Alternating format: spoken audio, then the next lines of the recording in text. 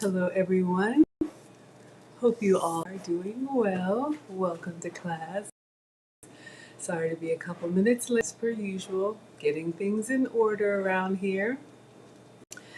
But hope you all are having a good weekend. We're going to do some cooking tonight, and I'm going to start by introducing myself. Then we will get started. This is bothering me. All right. Hi everyone. I am Maggie. Welcome to class. Maggie, the substitute teacher. Welcome to my struggle cooking class. In my class, I teach you the food solutions that I have made on my health and wellness journey. I am a boy mom times two of two teenagers. I'm a health and wellness journey. Have always struggled with, but now at 46, I have found something that's working for me. I've been working with a metabolic specialist. In her office, I was tested for food sensitivities, and that test was a cheek swab and then some hair samples. So I have a list of foods that I can have and a list of foods that I have to avoid. Basically, it's sugar-free, dairy-free, and gluten-free. But all of the recipes that I would cook for you, I would cook for the family, and I think it's something that I would probably, you're welcome to cook along. I will always do the substitute version, and you can do the full flavor version. Let's see, I am maintaining an 80 weight loss with at least 20 more to go. I took pictures earlier today. It's been a while since I've posted some. This is year 3 for me. I've changed the way that I eat and the way that I snack. So I'm just going here. I used to be pre-diabetic. I used to have elevated cholesterol, and I used to have borderline blood pressure. All of that now with no medication. I feel amazing, except for when I'm wrangling the Monstars. But you all know how that goes. Tonight, we're going to get started. I'm going to get my uniform on, and we are going to do a recipe that I found because I placed a grocery order yesterday by mistake. I did post this in the description, so if anybody wants with me, we are making air fryer tilapia. Oh, yeah. So I haven't made this before, but you know what? It looked pretty easy and pretty tasty. I'm going to make this for the kids, and then I'm going to also pan-sear some fish for me. Had a little bit of a disaster yesterday, but I'm going to do it again. Hopefully take my time. Tasty treats. Let's see what else. Oh, that's pretty much it. Let's take attendance. We'll see who's here. Whatever brings you here, whether you like to eat like me, whether you like to cook, or you just want to watch me do it. You are most welcome here. I am a proud student of the lead attorney. He likes to pop in from time to time. I am your teacher. You all are my scholar. Attorney is our professor. My mom, Nana, is our principal. I am the daughter of a retired home economics teacher. I was cooking since 1842. I didn't have this, so I am very grateful for my upbringing. Would you like? Here's my youngest. Hello. Oh, No. My name's Adam, her youngest son. She calls herself a boy mom, but she really doesn't tolerate. Okay. And my nickname for all the people who don't know is substitute taste tester because I usually eat all the food. And yeah, that's enough about me. Back to the story of the show. Okay. Thank you, dear. All right. That's my youngest. I need you to stay downstairs, please. Okay. And don't run in the house. I'm keeping the same door. Thank you. All right. So let's take attendance. But yes, feel free to come and go as needed, whether you're watching live or in the replay. Take a bio break. Multitask. Because life happens over here. Chef. I am just a home cooker, which is what they called me. do you need? Stapler. No, I need one that like folds up like a little small. Staples? No. No. This is not a good time. Yeah, just watch like half an hour.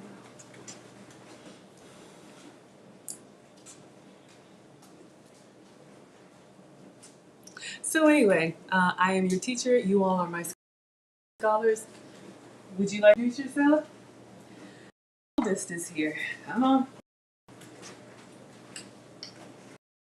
Hey, I'm Marcus. I want to watch TV, so I asked her. I had to ask. Did you finish folding your clothes? Your laptop is on the bottom. Yeah, well, I was having it. This is not a good time. Up there.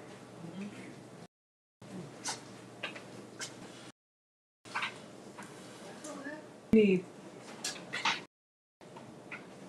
Oh, I thought you did. Okay. I'm sorry. So anyway, feel free to multitask as needed because life happens over here. I don't even remember what I was talking. So let's go ahead and take attendance and get started. And if I remember, I'll come back to it. All right, yes. You all see Swim Shady. That's Marcus the swimmer. Hey Lisa, thank you for being here. Veggie, thank you as always for coming to class and being present. Monica's already laughing. Y'all, you knew how many talks and conversations and plans and everything that happens so well in advance. And somehow we just seem to, right, can't get it together. Hi, Khalees. Thank you. Khalees is laughing. Hi, Marcus. Oh, thank you. Hi, Alex. Lovely. At times, but thank you for the compliment. Hello, Erin Laura. Thank you for being here. Yes, absolutely. Thank you, Genesis. Genesis says, hello, everyone. She's going to have us on in the background. She's got company over. Yeah, feel free to multitask. Like I said, I am not a proper, it's just me in my kitchen cooking. I try to live stream for you all at least every day when I eat. Sometimes twice a day if I can make it. Usually eat twice a day, so I like to live stream for you all twice a day. So I'm gonna get my uniform on. Hey, Miss Globe Girl. Yes, whole crew is here. Y'all already know. Okay. So the reason why I'm doing this recipe, I'm doing fish. I put it yesterday, and it went to the wrong address. So I'll just always share with you all things that have helped in my journey. Let me put my phone on. Do not. Sometimes I forget, but I am a big, yes, thank you, Lisa. I am a big proponent of the grocery delivery services. For me, I have issues with impulse buying. I know myself, even if I go in with a list, I'll come out with stuff that I don't need. And so whether you use Instacart, Shipt, Amazon Prime, or Walmart Plus, they're all about $100 per year, which breaks down to, a couple dollars a week for unlimited delivery. Some of them have minimums, some of them don't. And it's been a lifesaver for me. I do work from home, thankfully, so I don't really have to venture out unless I need to. And that's been happier, healthier, and safer for me. Hey, Ada, good evening. Excuse me. So, one of the things that I love about these grocery delivery services, you can have groceries delivered to any address, of course, to your home. But if you're traveling, we talked about this yesterday when I go on vacation or whatever with the kids, if I need groceries, I can just change the address to wherever I'm going to be and have the groceries delivered there. Another way that they're helpful for me, the boys are teenagers now, but when they were in school and they had like field day and they needed like cases of bottled water or Gatorade, I'm not carrying that. So I would place an order and I would have it delivered directly to the school. That was a time saver and a back saver. But you all know my mom, Nana, she's retired and she doesn't drive. So if she needs things, I will have a grocery order delivered to mom and dad. They live in the area, but it's just easier for me than to go to the store and then make a trip over there if I wasn't planning on it. Happy early Father's Day, everyone. I am amicably divorced from my children's father, but he's a good man and a great dad. So happy early Father's Day while it's on my mind. So, Nana needed groceries the other day, and I placed an order for her, and then I forgot to change the address back to me. So I placed an order for fish yesterday, and I got a notification that it was delivered, and it went to mom and dad's house. So I had to place another order. So I've got extra fish, and so you guys are lucky. Oh, Lisa loves Walmart Plus. Thank you. I should have discount codes in my description. If one of the moderators could please check one of my older videos, I think I have the links for the Walmart Plus, or maybe it's in the About Me section. But if someone could find the link to my discount for Walmart Plus and post it in the chat, that would be helpful. All right, y'all, so we're gonna make this air fryer tilapia, or I'm gonna make this for the kids, plus some asparagus and baked potato, kind of what we did yesterday. So let me get my uniform on.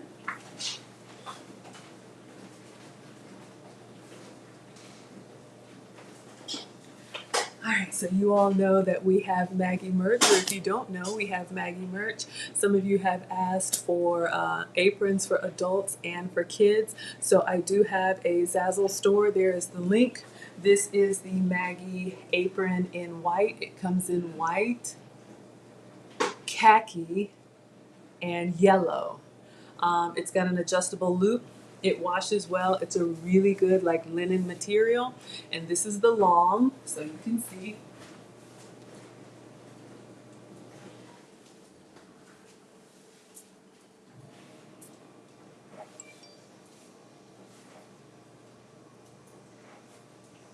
All right, so you can see it's pretty much, down to my knees. The standard would be like this size, but the long gives you a little bit extra. I like the long. I'm 5'7", so I'm a little bit above average height. But if you're shorter, like 5'3", maybe you can get this standard. And we do have kid sizes. You can also customize it. So if you want to put your name on it or any cute saying, you can. And it does have pockets, 2 deep pockets. Yeah, deep pockets. I love that. All right, so let's see what else is going on. Thank you. Snuggles can't see. Snuggles, would you like to come to the front of the room? So I'm going to drop this link for Snuggles. I'm going to beat you to it. If you'd like to come on in here, Snuggles, we'd be happy to have you. Snuggles says, I sound tall. Do I sound tall? If you all didn't know how tall, this will be fun. It's bothering me. If y'all didn't know how tall I was, what would you guess?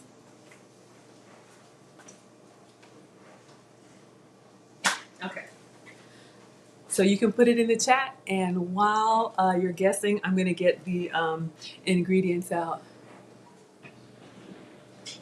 Oh, Ada wants the slides. Okay, I'm going to show you guys. 1 second.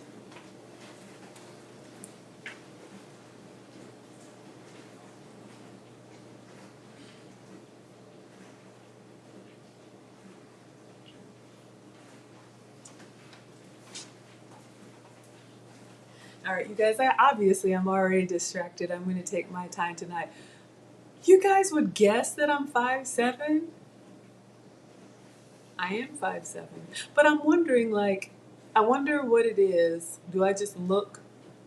None of that matters. Yeah, no. My question is, Wilbert, you can join. Snuggles, they're here. You just missed them. No, this is what I'm asking y'all. Snuggles says, I sound tall. So if nobody knew how tall I am, how tall would you guess that I am?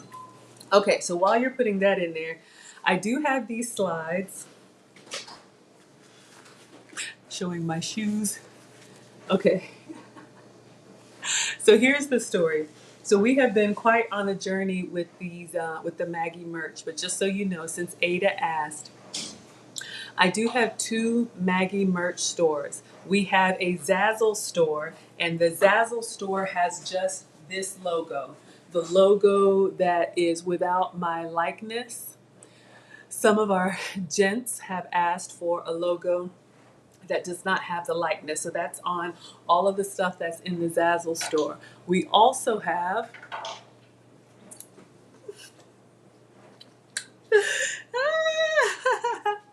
I'm sorry, y'all. I'm silly. But we also have a Teespring store.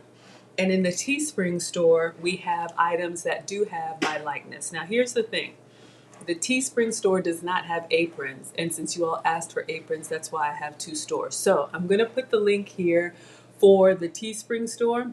And if any of our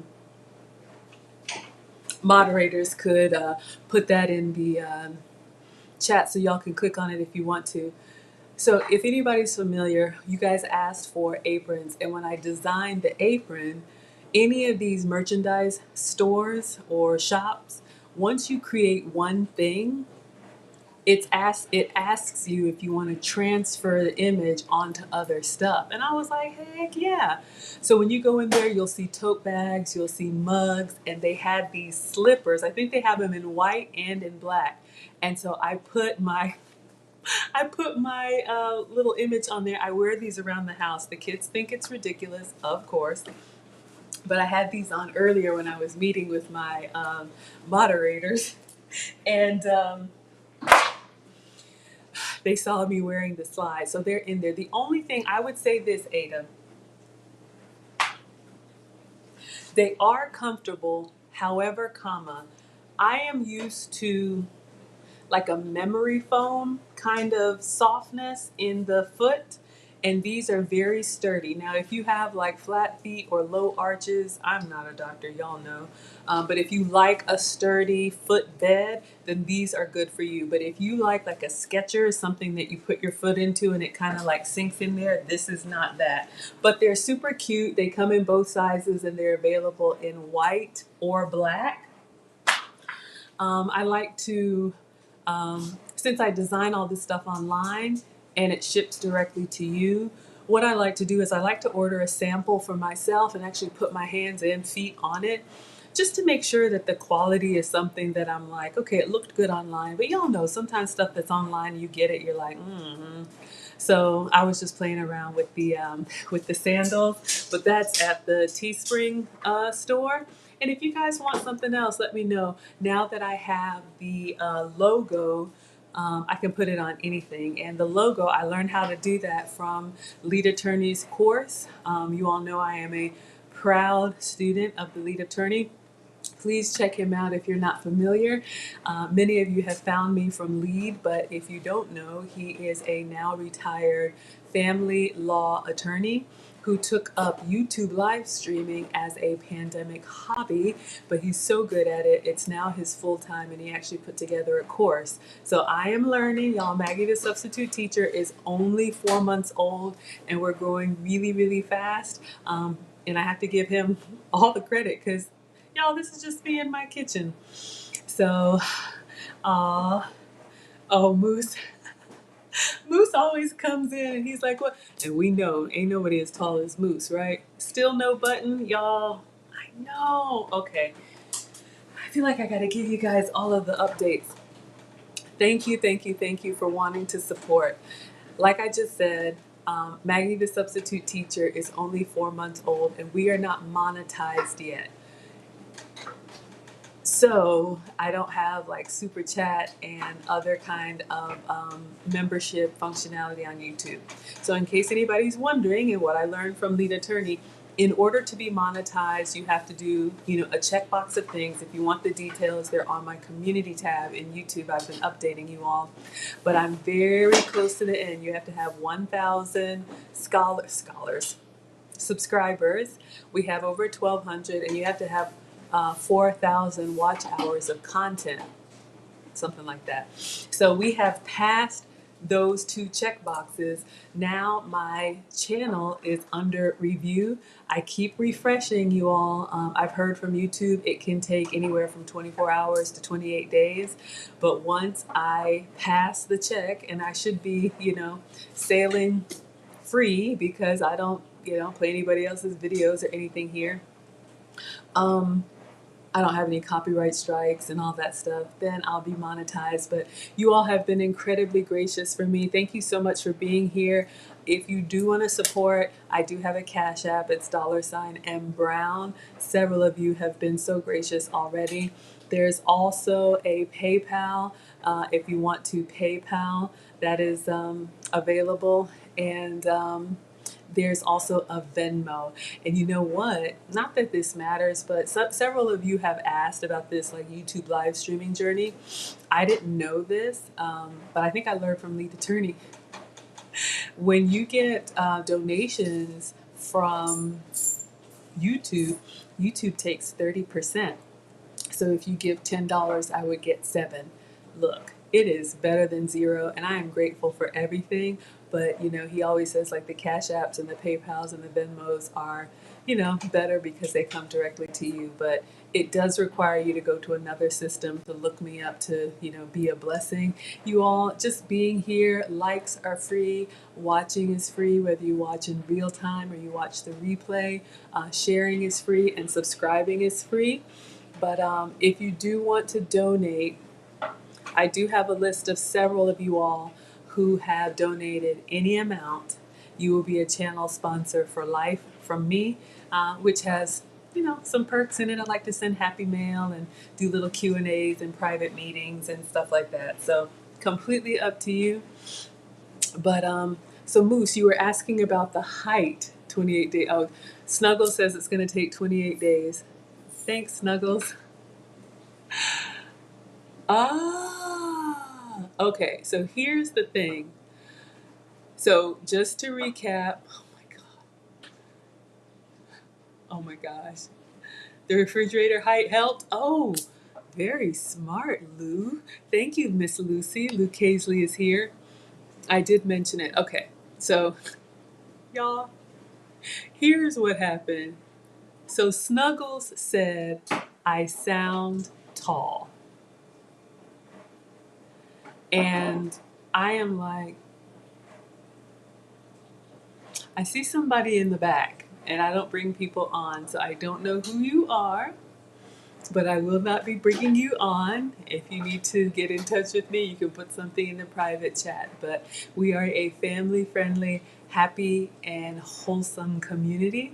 So thank you, but it's just going to be me. If you all ever want to do a cook-along with me, you just got to request it in advance, and I can bring you up on the screen once we get everything set up. But how we got here, Moose, about the height is I was talking about the Maggie apron.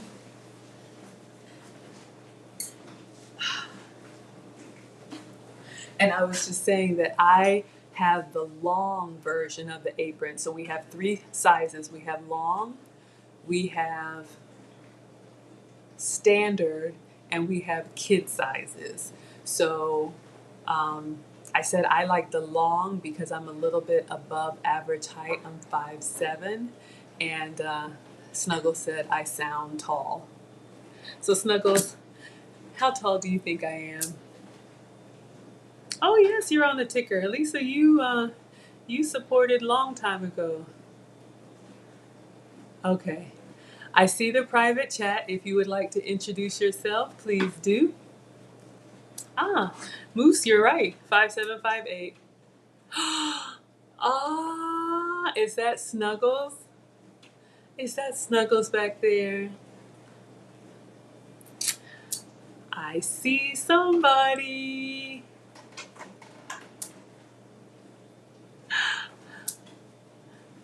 What did I do? Y'all, I try to stay elegant here. Oh, Snuggles. Aw, thank you. All right, y'all. Somebody came into my backstage with the name of Hi. So all I see is an H, but whoever you are, I know, right? Yeah, their kids are my height now. They're like 5'5". That's ridiculous. And I know they're gonna be taller than me one day, but I told them I still got a wooden spoon with your name on it. Y'all already know. Was that Snuggles backstage? Moose, you want an apron for a beanstalk. So Moose, what I would recommend for you, because you're 6'4", right? So you notice this apron has an adjustable neck loop. So I would probably loosen it all the way down, either this way or the other way. I don't know. I would probably give yourself as much neck length as possible.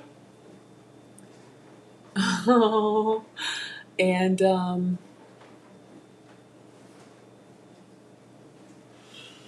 I would probably get the long.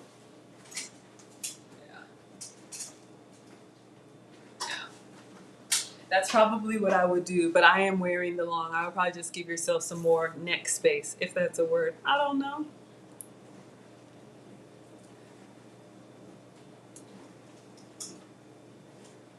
Y'all already know. You know Nana wouldn't play in the radio, but shocker, Maggie is a rule follower. I think I might have gotten 2 spankings in my lifetime, and I was like, never again. These two?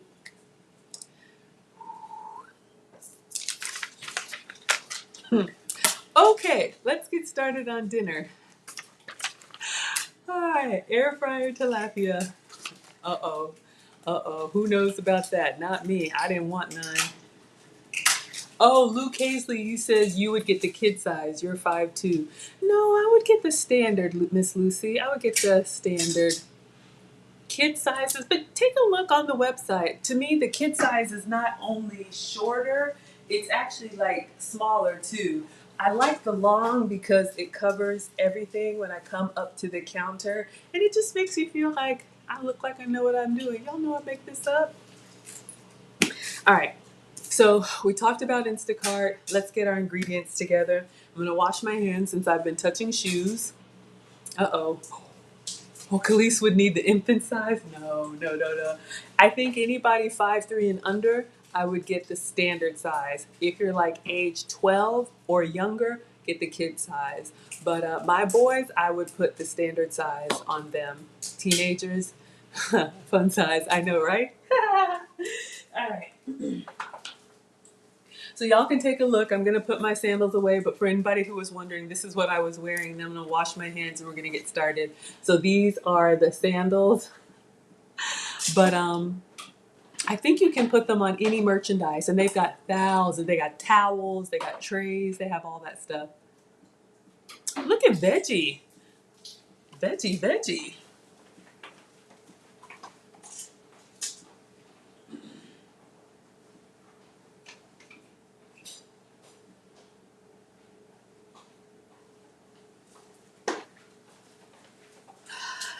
Okay, class, so you all can have fun. I'm gonna wash my hands.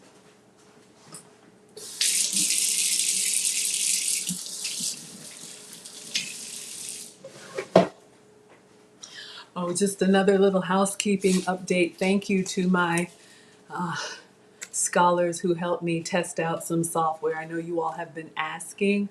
I am working on getting some software that's going to let you see me and also let you see what I'm doing.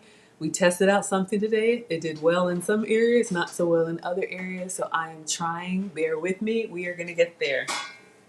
Like I always say, for the first 43 years, I had the standard American diet, the SAD, S-A-D. So for the next 40 years, God willing, y'all, I will be here cooking for y'all. All right, so the recipe calls for 2 tilapia. I almost said fillets. That's how our UK brothers and sisters call it, but fillets. Oh, anybody surprised? Moose got the belt.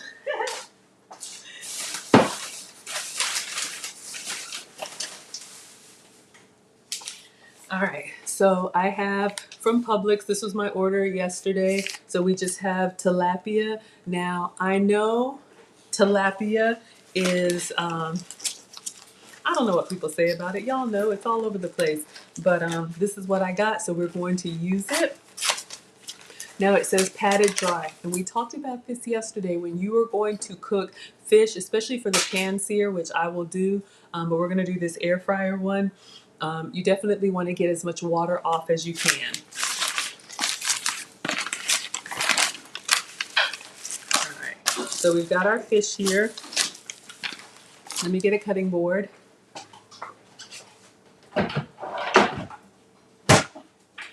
So I'm going to get a cutting board, and remember the one with the little grooves here is the one that will catch liquids if they drain off. So let's get rid of our paper. And remember, fresh fish, they say, should smell like the ocean. Yeah, ooh, it should not smell fishy, okay? So I'm going to put some paper towels on my cutting board, and then we're going to go ahead and pat our fish dry.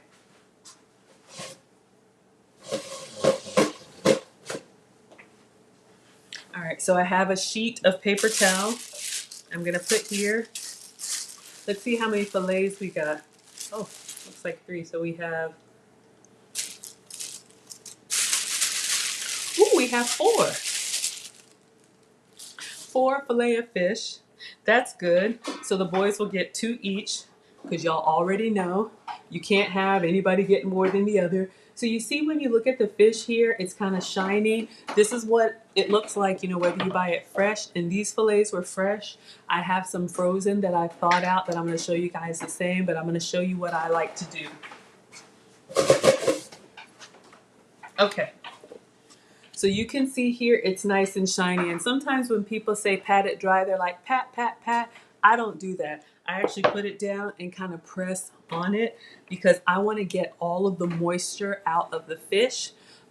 This works for poultry, it works for steak, especially if you're going to pan sear, which will do that too. But I literally press on there, you can see. Then when I peel up, if I see water in the paper towel, then I keep going. But you can see the one that I have blotted or patted dry. So I'm going to do the rest, do the same to the others. Hey Mona, thank you for being here.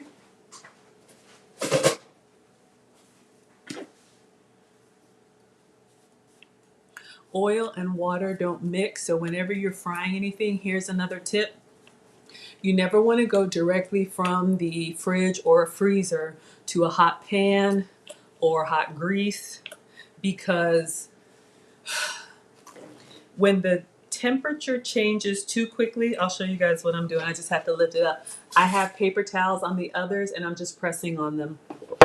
Whenever meat goes from really cold to really hot, the fibers will seize up and they will get tight. Hi, Beauty Love. Thank you for being here. Feel free to join us over on YouTube for the live chat.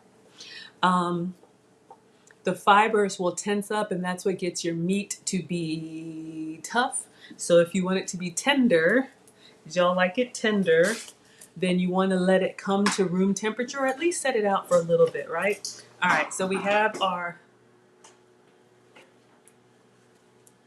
fish here that I've dried off. And y'all can see here, remember it was all shiny before? Now we have our 4 tilapia phase. Mona lost her phone. It happens, y'all. Okay, so I'm going to take this off of the paper towel and just put them on the cutting board. So we have 4 tilapia fillets. Let's see what this recipe calls for. And usually when I make a recipe for the first time, I've never made this before. I just like the picture. So we're going to try it. I like to challenge myself. Plus the kids are here, and anytime I cook for myself, they come a-running. So I'm going to cook for them first, and then I'll stay on and cook for me. So we have 4 tilapia fillets. So let me take a look at this. Okay, so this recipe, if you guys notice, and we're doing the air fryer tilapia, I did put the link in the description, so if you want to cook with me live, we'll go through everything step by step. Some of you like to watch the replay and just fast forward or pause as needed. So if you notice here, the ingredients call for 2 tilapia fillets. So because I have 4, I have twice as much fish as this recipe calls for. So that means I need to double all of the other ingredients. So just keep an eye on that. If this calls for 2 pieces of fish, every time it says something, I have to double it. Okay? So we have our fish patted dry. Check. So that's done. The next thing says 1 egg whisked. So I'm going to wash my hands again because I was touching fish, and then we're going to go get our eggs. Need to replace my paper towels.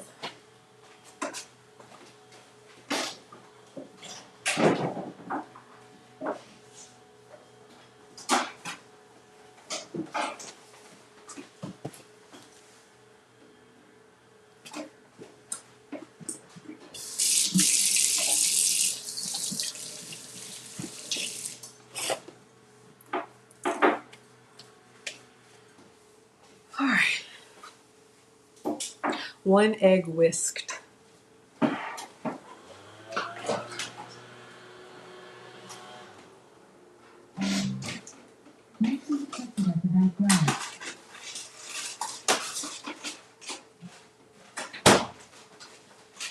So the notifications you hear, my lawn guy is doing some work in the backyard, so my Ring devices are telling me there's motion. Let me see if I can put it on silence.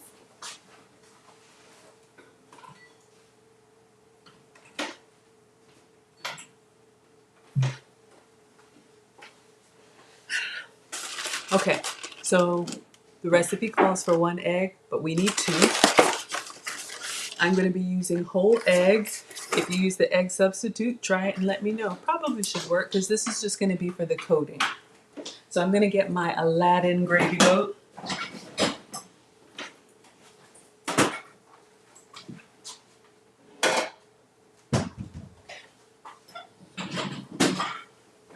Close the dishwasher because my glasses will start fogging up and I can't see. All right, so let's get 2 eggs.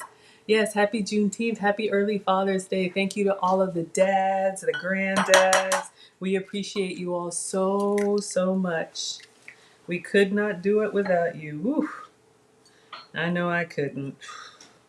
Yes. So we have 1 egg.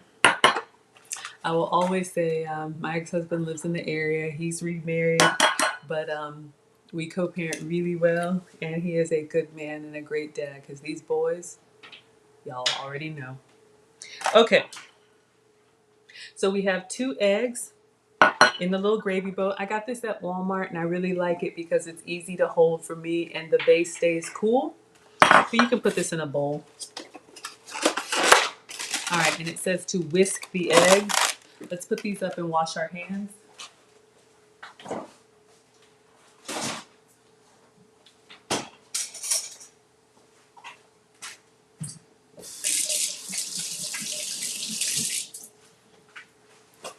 I do have a little bit of hand washing OCD.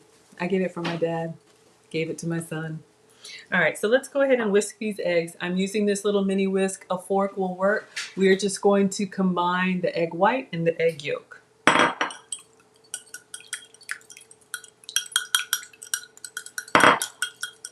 Okay, so I'm looking down next into the recipe and it calls for 1/3 breadcrumbs. So I'm gonna go get the breadcrumbs, and because we have double the fish, I know we're gonna need 2/3 breadcrumbs. All right, so we've got our egg whisked, and that just means you wanna mix it so that you can't tell the difference between the white and the yellow anymore. All right, let me get the breadcrumbs.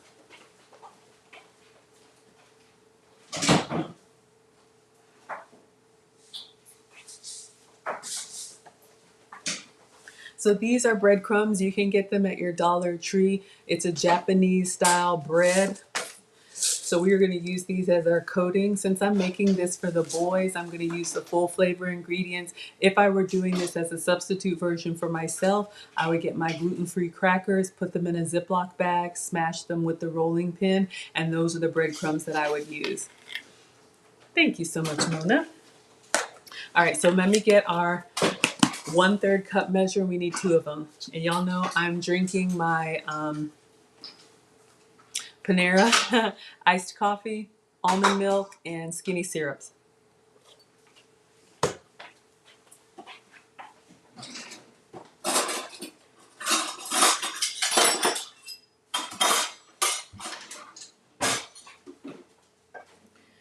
so we've got our 1/3 cup measure. All right, now it calls for 2 tablespoons of Parmesan cheese. I don't think I have Parmesan cheese, so I'm actually going to use one of my substitute ingredients for the boys. I'm going to use Manchego cheese, which is a cheese made from sheep's milk. I know it sounds weird, but it's actually really tasty. This is my substitute because I can't have cow dairy. But if you need a good, dry, salty, aged cheese, Manchego is what I use.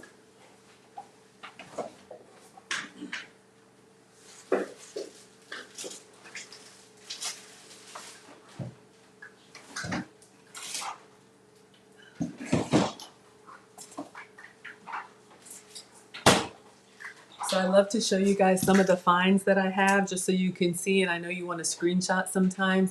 Links should be in the cheat sheet, which is my little list of favorites. But this is Manchego cheese. You can see it comes off of a cheese wheel. You can get this at Whole Foods, at different shops, but these type of cheeses are not going to be in the back where like the milk and craft cheese are. You're going to have to go to like the deli counter where they're slicing the boar's head. Excuse me, but I have one that's already open, so I'm going to be using this. But I love to share with you guys. If you have Parmesan, just use Parmesan. 1 teaspoon lemon zest. I have a lemon here. I actually have a bowl of lemons, so we're going to wash this and zest it. You need anything? Oh, just watching. Did you want to help? Why not? Okay. Alex would like to help. It calls for garlic powder. Can you find garlic powder on the, it's over here. Garlic powder is one of the spices. It also calls for salt and black pepper. So this is gonna go on top of the fish. So we'll let Alex get those ingredients. And then there's a melted butter. They're calling it a lemon butter. This should be exciting. So it calls for 2 tablespoons of butter melted. I'll go ahead and get that because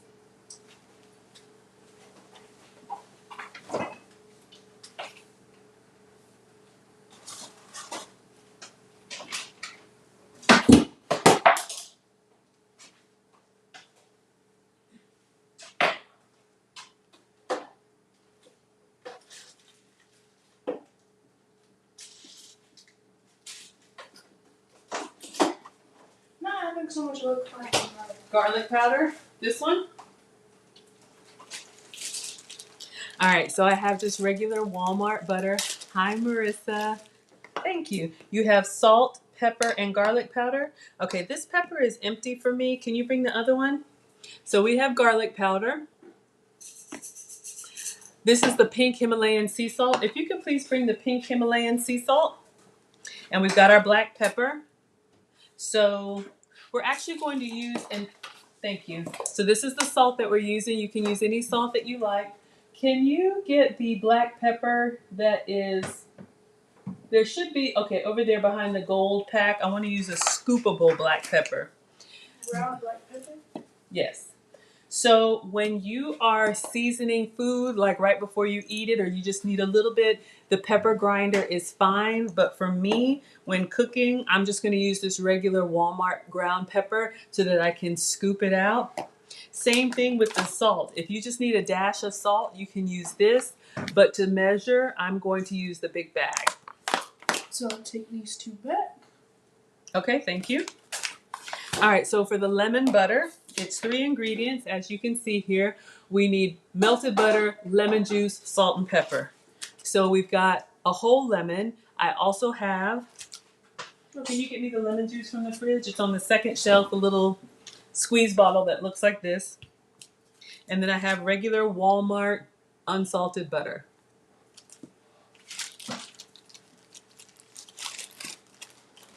Is this it? Yes, thank you.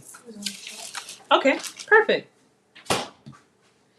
All right, so step number 1. Thank you so much. Step number 1. Place a piece of foil into your air fryer, then preheat it to 400. Why are we doing that? I don't know. So can you get the foil, please? Okay. Let me make sure there's nothing in the air fryer. Y'all know I use it for storage. Hey, Amethyst, welcome to class.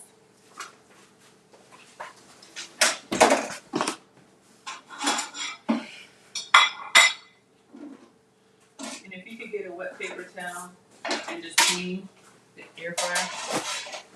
The air fryer that I use is the Power XL. Link should be in the description, but it's the oven style. The door opens up. It comes with multiple trays so you can cook things at different heights, but use whatever you have. I like to just wipe the inside before I get started. The air fryer is an oven with a fan. So it's like a convection oven. So it has a heat source and it has a fan. And so sometimes it can blow things around, especially some things that are crumbly or lightweight. So I just like to clean it. Okay.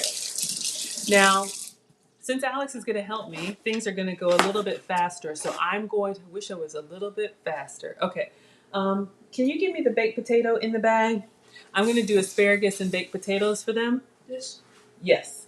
So I'm going to show you guys. We did this yesterday, but I'm going to try and do it on the counter and bring you guys down for a field trip so you can see. So I have one baked potato. I could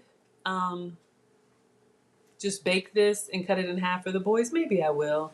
We'll see if we do the home fries because I also want to do the asparagus. But what I'm going to do is I'm going to wash it and then just put this in the microwave to cook while we're doing our fish.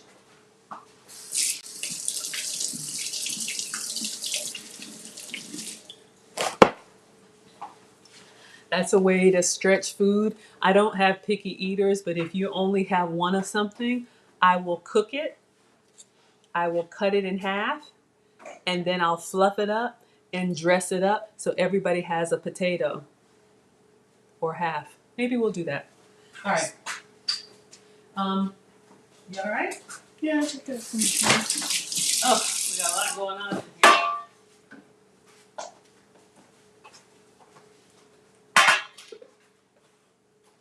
Careful, there's powder on those. It's my leftover sugar.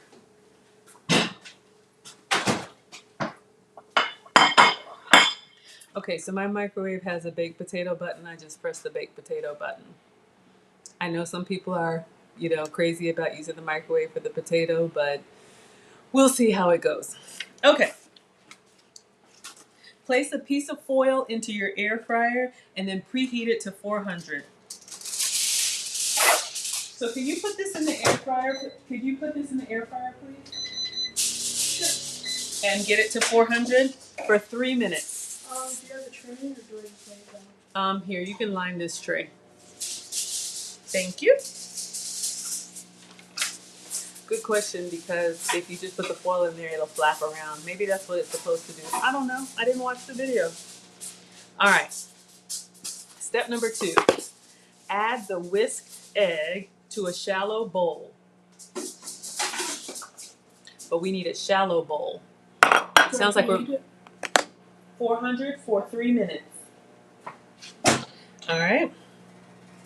So we need a shallow bowl. Sounds like we're going to make an egg wash. I have something in mind. Okay.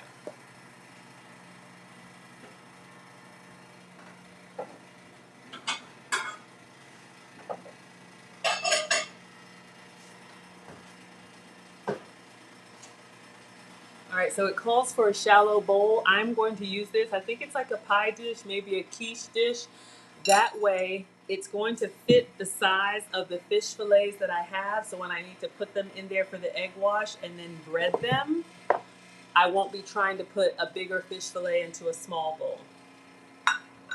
Okay, I need a plate, please. Could you get a plate? So it says add the whisked egg to a shallow bowl. So we're going to go ahead and pour this. You got a plate. Perfect. All right. Could you come here on this side? All right, and if you hold up our shallow bowl, which is a pie dish, all right, I'm going to pour this in here. And this is 2 eggs. All right, careful. Go ahead and set that down. Let's move it over there for a second. Let's get our dry ingredients so we don't mess anything up. All right, now on a separate plate, it says combine the breadcrumbs. How much breadcrumbs? All right, can you come do this part? We need 2/3 cup of breadcrumbs, so I need 2 of those scoops, please. I don't think we have enough. Let's see if we have enough. I'll hold this up. There's 1/3. What?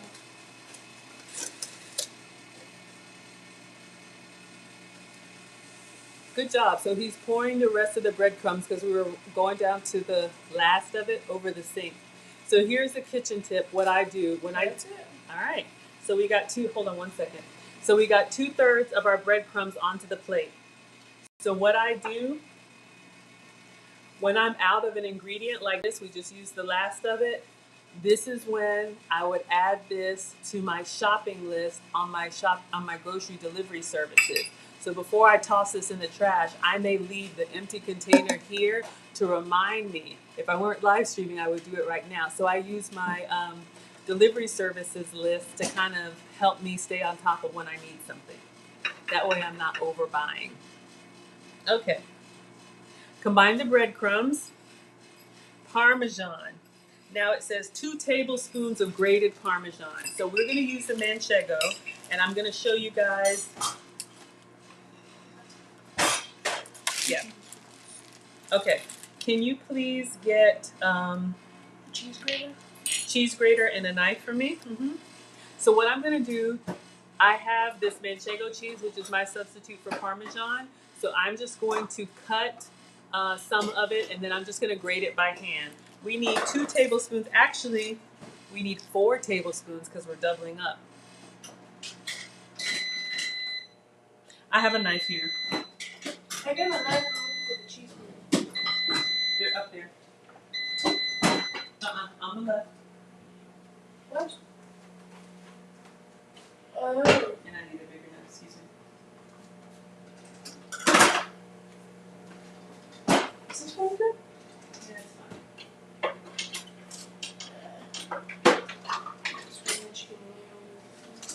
fine. All right, so we need 2 tablespoons of grated Parmesan. So I'm just going to cut, I'm going to eyeball it. I'm going to cut like that much off, and then I'm going to cut the rind off. Now, they say that the rind is edible. I don't know what it is. I would eat it, but I wouldn't grate it. So you see what I've done? So then I'm just going to cut thin along all sides of it, so all I have is the cheese. Now, you can eat it. I'll eat the rind. Alex will eat the rind. They also say that you can put it in like sauces or soups, since it's a nice salty cheese. You like it or you don't like it? It's like fish, but with the skin still on. It's like fish with the skin on? Okay. But it's really good. It's really good? I want more. Like, cheese is my favorite dairy item. Okay, so now we have our cheese.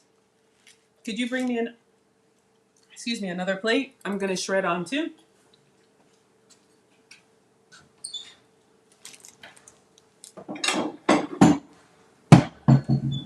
So the recipe calls for 2 tablespoons, but remember we're doubling up.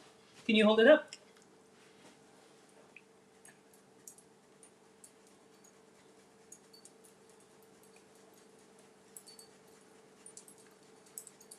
So this is a fine grater, so we're getting those small shavings, kind of like Olive Garden.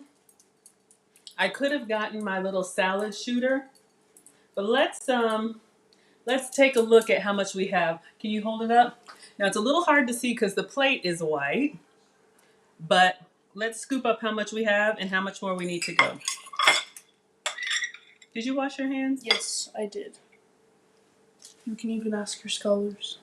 Pretty sure they were watching. They're saying Alex is doing a great job. We have 2 tablespoons. It's compacted. All right, can you show them what we got? So this is a 2 tablespoon measuring cup. So go ahead and add that to the breadcrumbs. All right. And then I'm going to shave some more. So if you're eyeballing something, that's a good thing to do. Do a little bit and then stop. Do a little bit more and then stop. Cheese. But even if I were to grate this whole thing, you would use it. All right, hold it up, please. All right, so we're going to do the same. And the reason why I'm doubling up is because this recipe calls for 2 fillets of fish.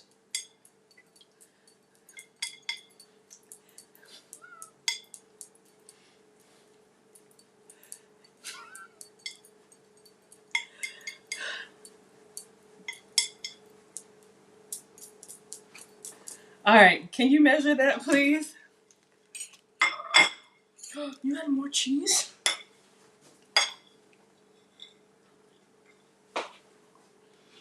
Genesis is still in the background laughing. All right, can you show them? 2 tablespoons. Yeah, there we go.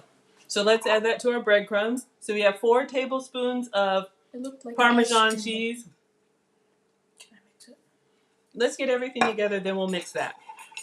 You know what I'm gonna do more? What else would you want a piece of cheese? Cheese. All right. Kitchen snacks.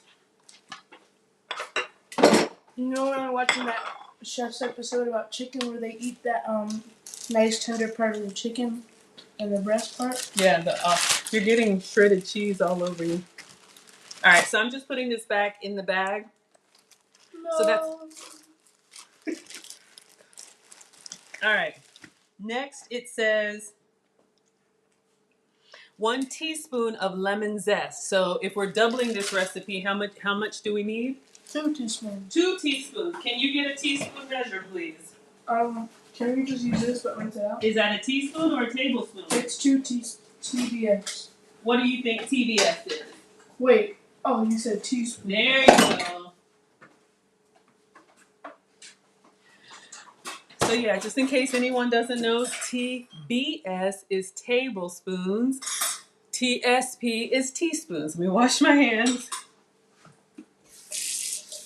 Wait, that was TSP. I don't think so. It's TBS. There you go. I found half a teaspoon. 1 teaspoon. You got 1 teaspoon? All right, so now we need to get lemon zest. So lemon zest is basically, I call it the lemon skin, the rind here. We're going to grate this finely. I just like moving stuff out of the way so we don't have any accidents. Do you have where did you get the cheese from? Oh. Yeah, I like to use a different one, if you don't mind. All right, so we are going to zest this lemon so that there are oils inside, the lemon skin, rind, or whatever, that have beautiful lemon flavor, and smell, fragrance that goes really well with citrus, with fish. This is very sharp. It's very sharp. All right, so I'm going to wash this and we're going to zest. Can you get another plate, please? Yes, ma'am.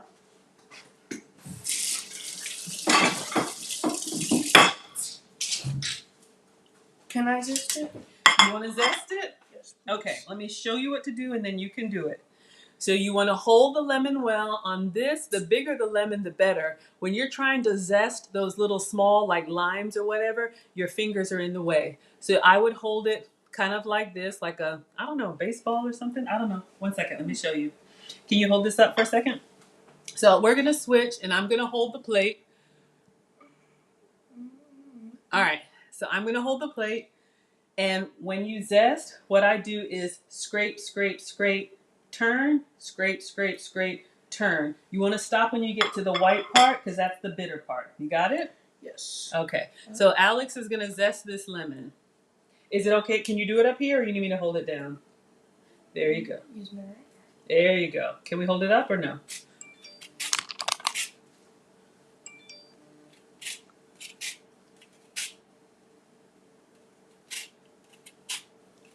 You're doing good. It's harder than it looks, isn't it?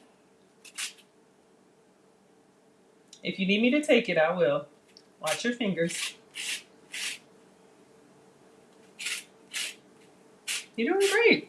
Smells amazing. This is what you do. Get your kids in the kitchen with you. Oh, that hurt. Okay. You want me to finish up? Yes. All right. So you guys can see what's coming off. We have the little shavings. Be very careful. That hurts. Did you catch yourself? Yeah.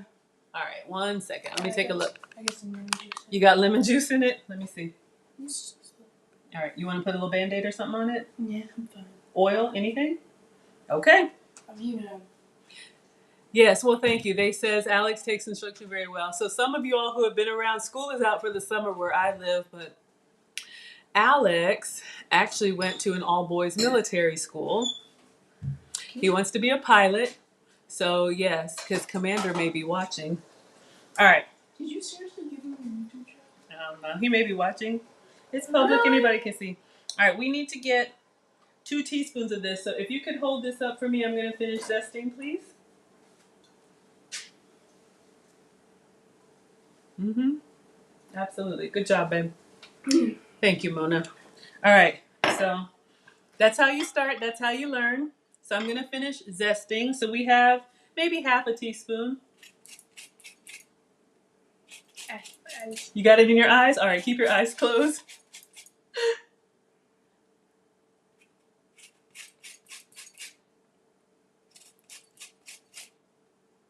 So you guys see what we're doing? We're just scraping and then we're going around when we get to the white part. So I'm just trying to find all the spots that aren't bald yet.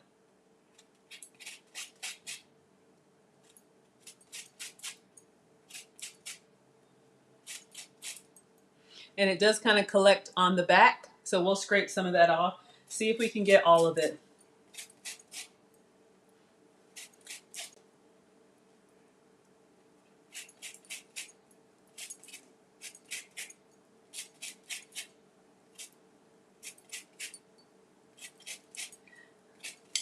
Woo!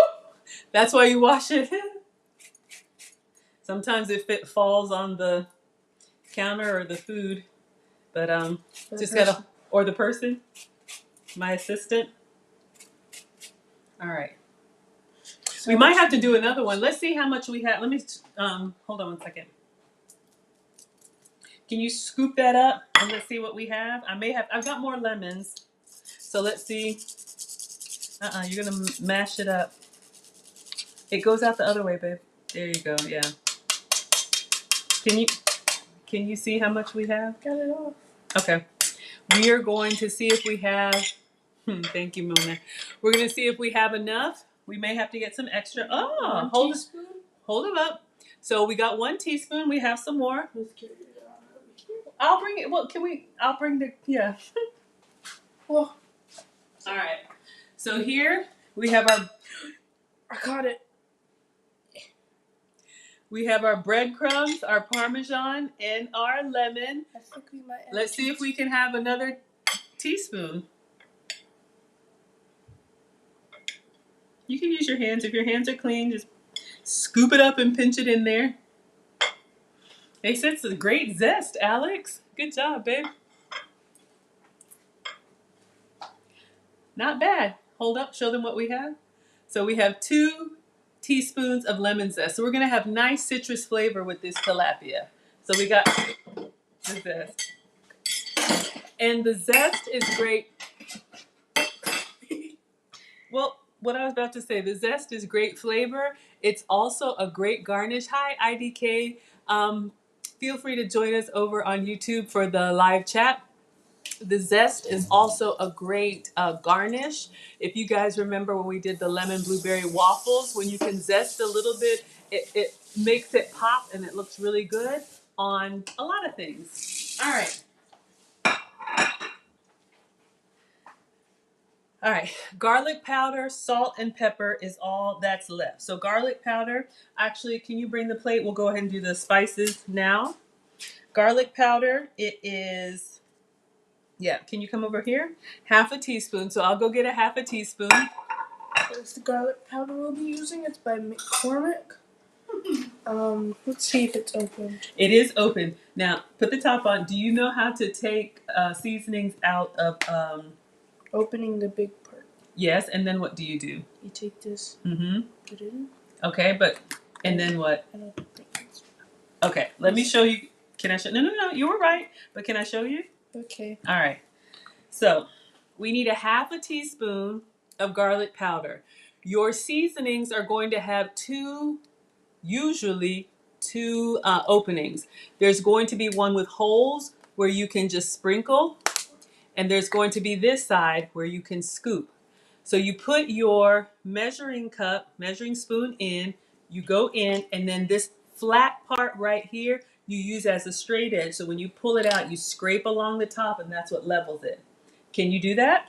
Yes. Okay, so the recipe calls for a half teaspoon, but we're doubling up. Can you do it over here? Yeah, do it. Okay. He's doing it over the sink. That's what I taught him. Can you lift it up or is it hard? There you go. Perfect. Now we need 2 of those. So we got garlic powder. Can you do one more? Very garlicky. Very garlicky. Another one. All right. Excellent job leveling. And that is called leveling when you make sure that the level is flat. Can you put that back, please? Does this go in soup or do you We need more for the salt. And I'll just dry this out or wipe this out with a wet paper towel.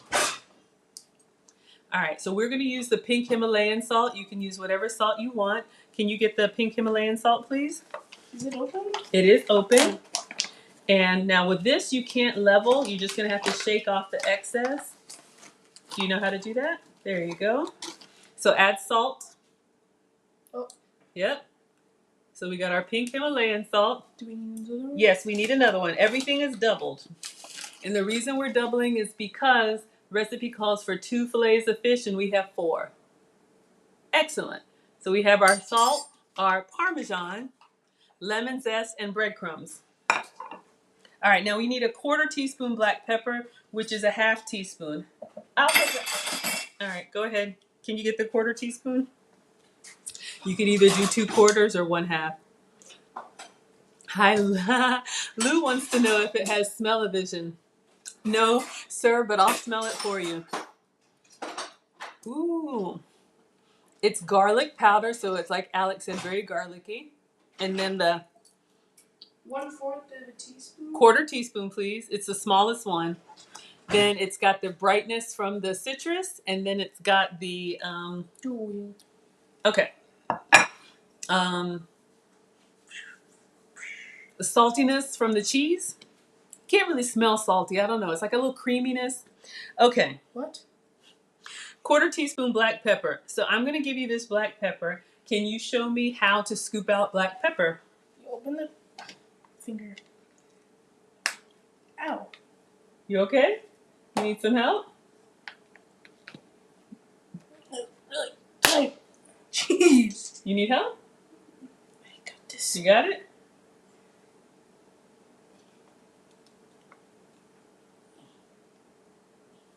All right. There we go. I did it. All right, so I need A 1/4 teaspoon of black pepper. times 2. You remember what I just said? Excellent, excellent.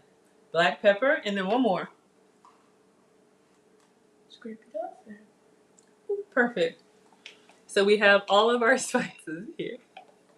Now again, if this were a proper cooking show, everything would be out in advance. This is not. Okay, can you put the pepper back? Good job. Is that it? Yes, that's it. Oh, can I mix it? Yes, you can mix it. Yay. All right, so to mix it, I would get, before you mix, you gonna use your hands? I would prefer you got something like a fork or a chopstick. Oh, I'm so sorry. Excuse me. Fancy. Okay. And if I may, before you just spin it around fast and it flies everywhere, can you do it up here or you want me to put it down? I would suggest you hold your toothpick up like this. There you go. Oh. Is this what we'll be covering the This is what we're going to cover the fillets with. So let me read ahead while Alex is mixing. I'm going to set it down and let him mix the breading. So far so good. If I were doing my substitute version, I would have crushed crackers instead of breadcrumb, but everything else is good. Okay, so step 3 says dip the tilapia one at a time into the egg mixture and then into the breadcrumb mixture, making sure it's completely coated. Place the tilapia on top of the foil in your air fryer. So they want us to put it over there. And then cook at 400 for 10 minutes. While the fish is cooking, make the lemon butter. All right, so I'm going to help out. I'm going to bring you guys down. We're going to have a field trip. I'm going to bring you guys here so you can see what we're doing. All right, just making some space here. The cheese is kind of sticking together. Okay, can I help? Did I do a good job? You did a great job. So I'm going to show you guys what Alex did. He did an excellent job. My manchego, since we use the fine grates, it's got a little bit of clumpiness in it, but I'm just going in there and just kind of breaking up the cheese. But we want to have salt, pepper, cheese, and lemon in each bite. So hopefully you guys can see we got a little bit of everything in there. Looking good? All right, great job, Alex. Thank you. You're welcome. All right, so can you move this glass? We're gonna bring the class down here so they can see. We're working on our double camera equipment. Hey, Maine, welcome to class. Thank you so much. My assistant, Alex, is not on technology restriction. He just wanted to help. Totally.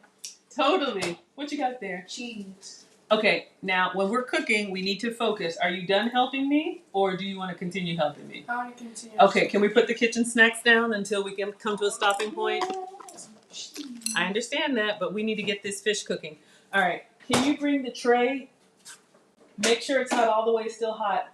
We were supposed to preheat it and put this on there, but It was preheated. yeah, but it's cooled off by now because I take a long time. Thank you. Can you get it, or you need me to get it? Here. Be safe. Thank you. You're welcome. All right, I'm going to bring you guys down. So buckle up, buttercups. Ta-da! It's hot. Hot? Set it Sure. down? Okay, good job. All right, so let's see. Can I do some dipping? Oh, yeah, you're going to do this. I just wanted to bring them down so they can see.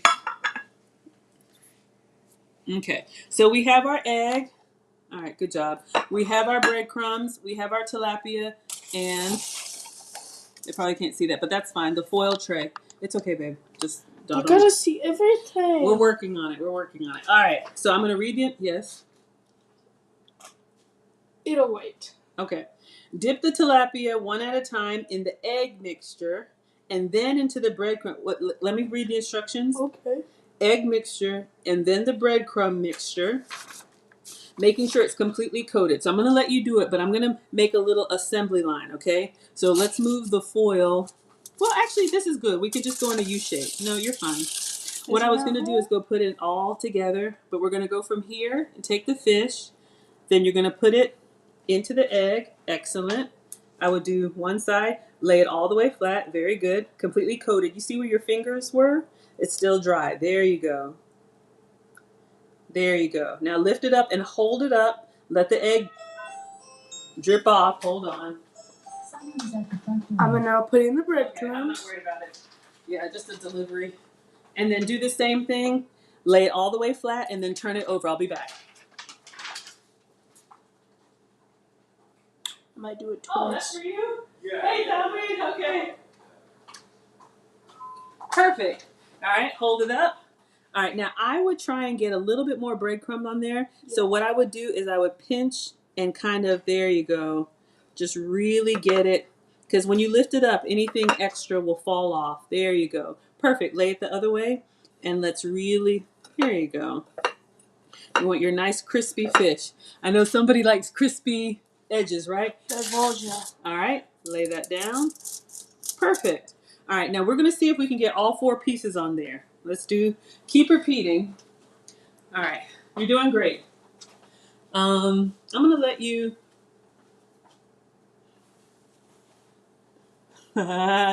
See. All right, I'm going to take a quick bio break since we have our assistant chef. I'll be right back, but I'm going to let you guys keep watching and see if you can get all 4 on there.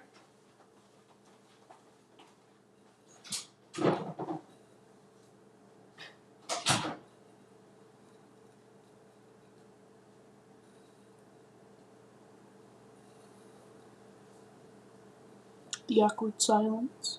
Do you guys think this is good enough? Yeah, I think so. I don't think we have enough space on this one thing, Mom.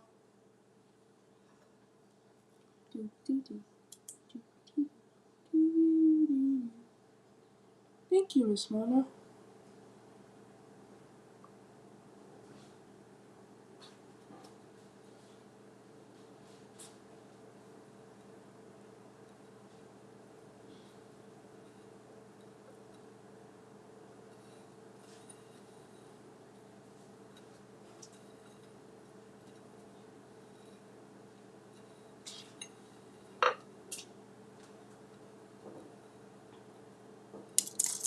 Mom, I don't think we have enough space for the fourth one.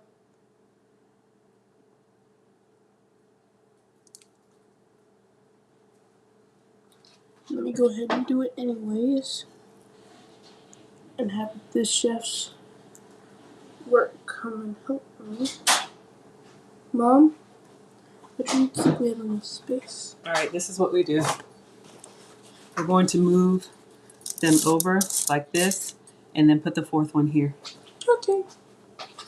We'll move this so everybody can see. Excuse me.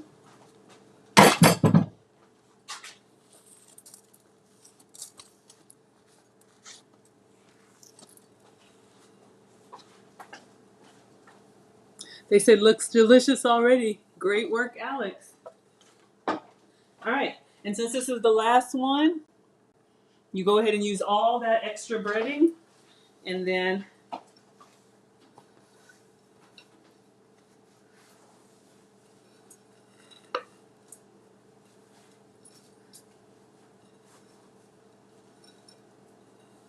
all right. And bam. Okay, so then what I do, excellent job. So we have a little bit of egg. Woo, we got crumbs all over the floor. Okay, we'll sweep that up. We have a little bit extra breading. Just because I'm greedy, I'm just putting it all on the fish because whatever doesn't stick, it'll come off. Because I don't want to waste. We could turn it over and do the same, but I want all that good flavor. All right, can you put that in the sink? All right, can you put this in the air fryer or you need me to do it? I can do it. Okay, so it says air fryer, put it on the top shelf, 400 for 10 minutes. All right, so I'm going to bring you guys back up. So on the very top shelf? Well, make sure there's room, so yeah, that's good. Right here? Yeah. In the middle? In the middle top is fine. All right, let me wash my hands and wipe this down.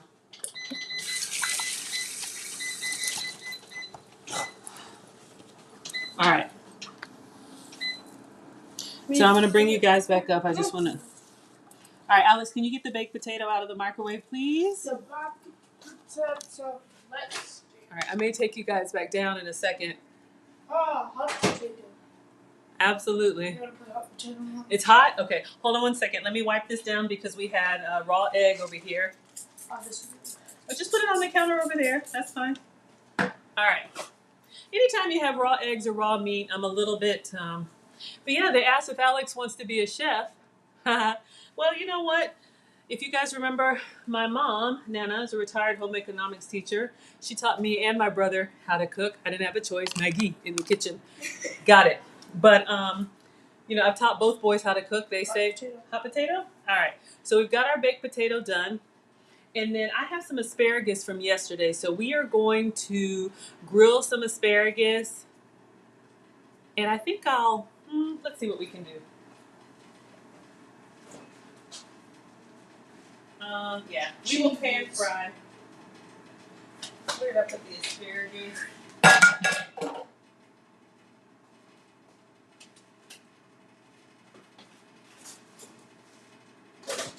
Can you get,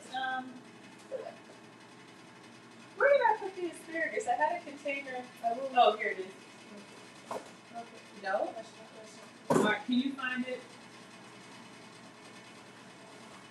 I'm going to do a quick little home fry so you guys can see. So the baked potato is warm. This has been cooked in the microwave, but I wouldn't, you can serve it just like this, but we're going to doctor it up a little bit. Do you see? Oh, here it is. Sorry. All right. everywhere. So we're going to do two things for you guys. We're going to do the asparagus. I have some left over from yesterday. We're going to grill these on the stove, and then we're going to pan fry the potato. So you can help with both. Because this fish only takes 10 minutes. It does? Dishwasher got me fogged up. Okay, I showed this yesterday. Oh, Lisa says, great job, guys. Thank you. So I am using, I think I held this up. No, yes. And you guys can take a screenshot. I need to add it for you, but this says Nordic ware. So this is an aluminum grill on one side, griddle on the other side. We're going to use the grill side, and this is going to go on the stove on 2 burners. Would you like me to turn the stove on? Can you do? Put the here. Yeah, I need 2 together. So Alex is going to turn over the burner, and I'll tell you guys what I'm doing. So this is going to go on the stove flat like this, front burner and back burner. You might not even need both. I have some extra asparagus left over from yesterday, so we're going to grill these. Be careful. You got them both on? No, babe. Oh, that one? Yeah. It needs to go like this. But actually, that's fine because I don't think we have enough. Okay. So you notice the grill marks were going this way. We're going to lay, it's fine, just one is fine. Okay. We're going to lay the asparagus this way so we get the nice char marks. So we're going to turn the griddle on and we're going to let it get hot on its own. When I start to see the heat waves, I also call it the wavy air, then we know that it's ready to go. So the asparagus that I had yesterday was fresh asparagus. I moisturized them with olive oil, salt, and pepper. I just didn't cook all of them. And then I'm going to let you lay these down. Okay. So we're going to cut up the potato. Can you bring another cutting board or cutting mat? Can you bring another cutting board or cutting mat? And I'll do a quick pan fry for you guys can see, so you guys can see. Cutting mat. Okay. Do you need me to get a knife? Yes, please. A knife. I'll bring you down so you guys can see. The best knife in the house. Any cutting knife is fine. Okay. Because we want to try and have this done by the time the fish is ready.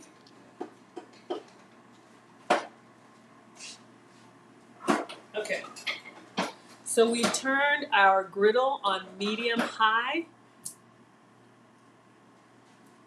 That's fine. It's just a potato. I know that, but remember. I know, but it's just a potato. You don't want to ruin it. How do you hand me a knife? Thank you, sir. All right. We can sharpen our knives later. I'm going to bring you guys down so you guys can see. All right. And then we're going to get the, what's it called? The little stove thing out. I'm going to bring you guys to the stove and let you guys watch the asparagus first. Okay, one thing at a time. You can set that down. Get All right. the duck's top. Hold the asparagus. We're going to go over to the stove. Field trip.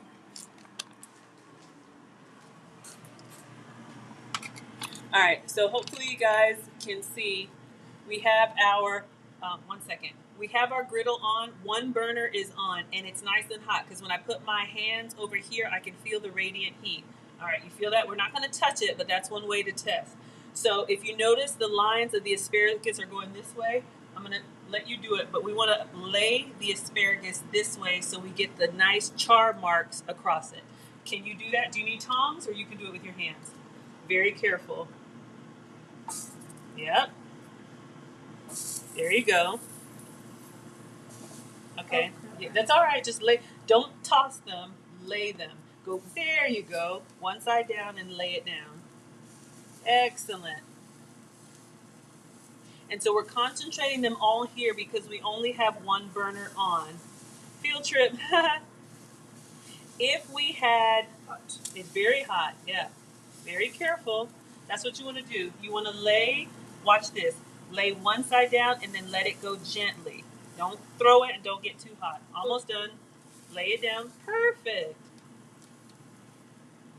If we had a whole bunch of asparagus, we would turn on both burners front and back and you would see all of it going. All right, but we just had enough for the boys. Yeah. Don't want to move them once you touch them, once you place them. Let it, then you put it in between one. There you go. All right. So our asparagus, okay, can you put that in the recycling? So our asparagus is going to stay here on medium high. We're going to go do the potato, but I want y'all to see what the grill marks are going to do. We want to let it sit. It'll cook and get the nice char. Then we're going to turn it over. Now we're going back over to the counter. Can I have my knife, please? It's okay, Alex. It's just a potato.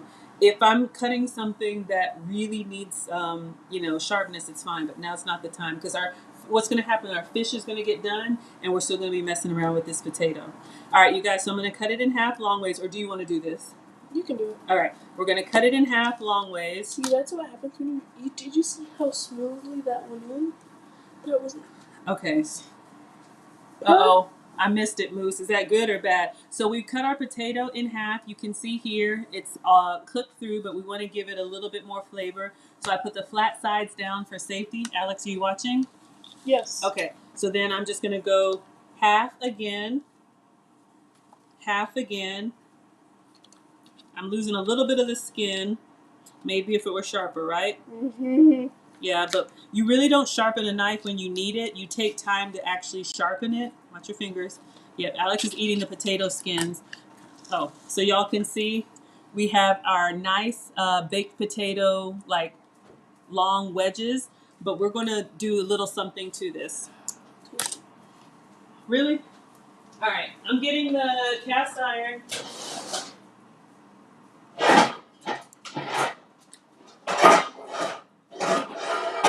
Sorry, it's loud. All right, so we're going to plug up our duck's top so y'all can see. Got the cast iron. Oh, I do have a stove.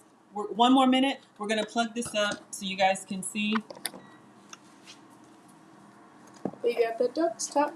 I ordered that on Amazon, completely optional. All right, can you go ahead and put this on here and bring the olive oil, please, from the pantry? We must oil the I'm turning on medium. I'm just moving fast because we're running out of time. Then we need to go back and take a look at our asparagus.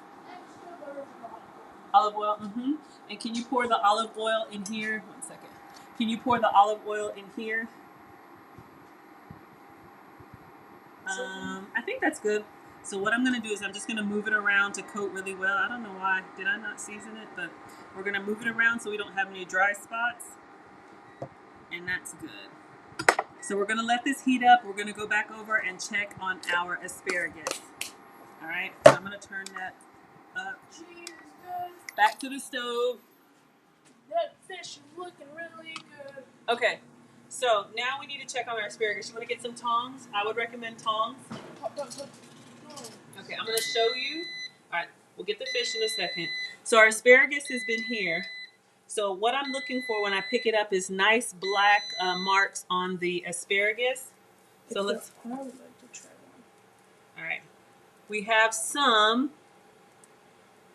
Y'all can see a little bit. I like it a little bit more. Let's check one more. Of course, you can try one. Okay, great. So can y'all see? All right, so Alex, what we're going to do, we're going to turn them one at a time. Maybe you can roll them, but I just turn them one at a time for presentation. Can you do that part, or you want me to do it? Can you turn them one at a time? I'll do it. You'll do it? Okay, very careful. Just lift it up, turn, and place it back down gently, okay? So Alex is going to turn the asparagus. That's really hot. It is hot. You know what? You need me to do it? No, I get longer tongs. Because our oil is ready for our potatoes. So while he's doing that, I'm going to help out. Bye. All right. So y'all can see our cast iron is nice and smoky. I'm going to season with just a little bit of Old Bay because it gives it a nice color. Now, if I had cooked the fish in here, then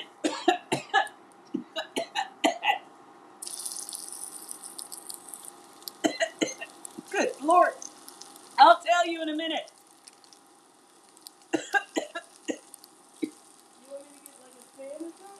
I got too close to it. Woo! Hold on, y'all. We're just doing a little home fry. Oh.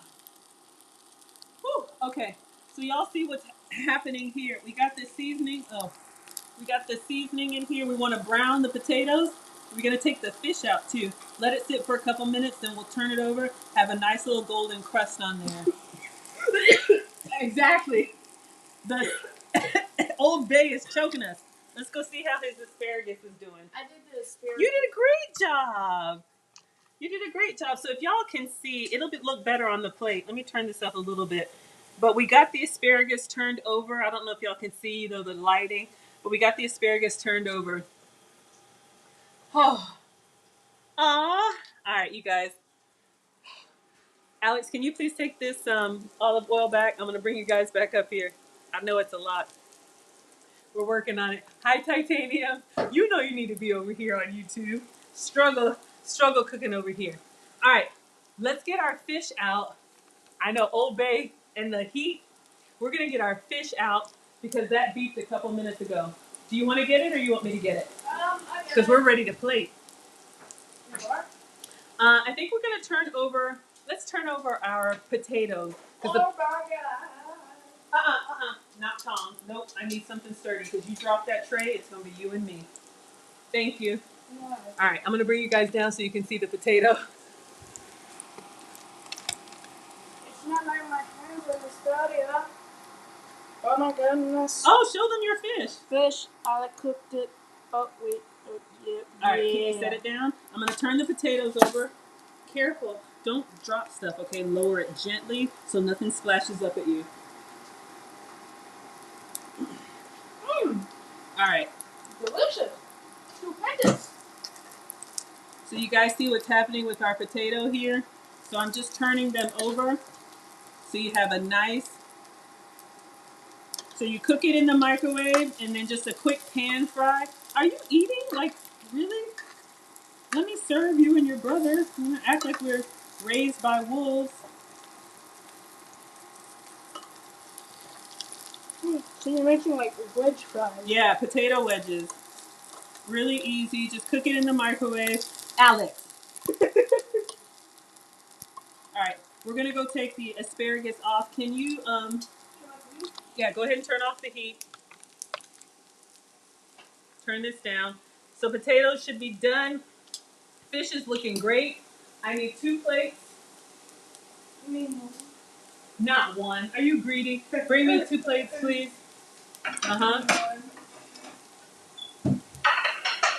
Oh, Moose. When you come to Atlanta, I got your plate. Whatever you want. Y'all know I'll cook for you. Okay. Can you bring me a spatula? No, I'll get the fish turner. Oh, crap. We were supposed to be making the lemon butter sauce. Hold on. Let's see. Let's see how fast it is. Should I take the asparagus on there? Melt the butter in the microwave, whisk in lemon juice, and that's it. Once the tilapia is cooked, let me turn this off. I got the asparagus. Leave that on there, please. Once the asparagus is cooked, drizzle with the lemon butter, sprinkle with fresh parsley. Ah! See what happened? Okay, lemon butter. Easy. Lemon and butter. So 2 tablespoons lemon, 2 tablespoons butter, 1 teaspoon lemon juice. All right, Alex, can you get me the other gravy boat, please? On the right? Mm-hmm. All right. So it says 2 tablespoons lemon butter. We'll just do 2 and see if y'all need any more. So 2 tablespoons. This is just Walmart unsalted butter. Okay. Got the butter, the butter, the butter. Melt the butter in the microwave. Can you put that in for 30 seconds? Keep an eye on it. As soon as it's done, as soon as it's not solid anymore, we need to open the door. All right, y'all, our home fries are looking good.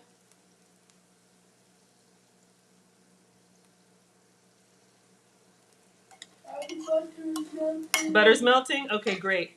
No, the butter. It's gone. Okay. Gone. And then, Gone. And now it's gone. all right, so bring the butter, and it says 1 teaspoon of lemon juice. I have a half lemon already cut. We got the butter. Got the butter? You saw it look like a huge lump before. Now it's just tiny butter. Smells really good. Okay. Do you want to squeeze the lemon in it? What? Oh, lemon juice. No. Let's use fresh. Oh. So I have some lemons. I'm trying to use. Can you hold this? I'm going to show you how to squeeze lemon. Oh yeah, I know how to do this. You know how to do it? Okay. I remember when I made lemon juice, lemonade. So we're going to eyeball since everything is done. You take a lemon, cut it in half. I've already done this before. Can you hold that up? Oh man. Diversion. Okay. So the holes, show the holes. You see, have the holes there. You put the seed side down. Can you turn? Put the flat side down. Then I'm going to hold up the butter. Can you do? I can't do it that high. Can't do it that high? Okay. It says 1 teaspoon. At this point, we're estimating. Good job. The rest I'm going to make a tea with. They like it? The fries look good? Okay. We'll do the taste test. Excellent. All right. Can you just set that in here? Because I'm going to use that lemon. Go ahead and put that in here. And we're going to stir the lemon butter. High heat and a little oil. I need the bag, remember? Okay. All right. So we're going to stir our lemon butter. We're going to drizzle this on the fish and then do some fresh parsley.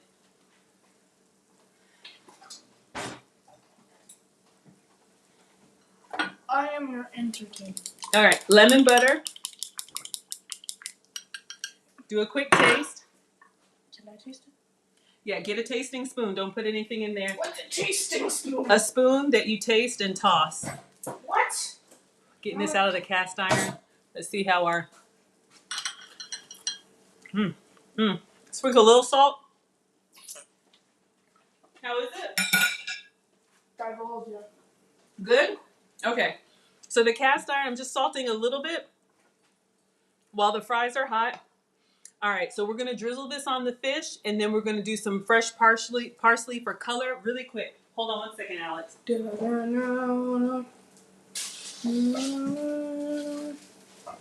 Oh, I thought I had a bag. Okay. So I had some fresh parsley left from the crab cakes. All right, you want to do the drizzle? Hold on. Why do you have to hold it up? It makes it harder. Can you do it or you can't do it? I can do it, but it makes it hard. All right. Let's get it nice and coated.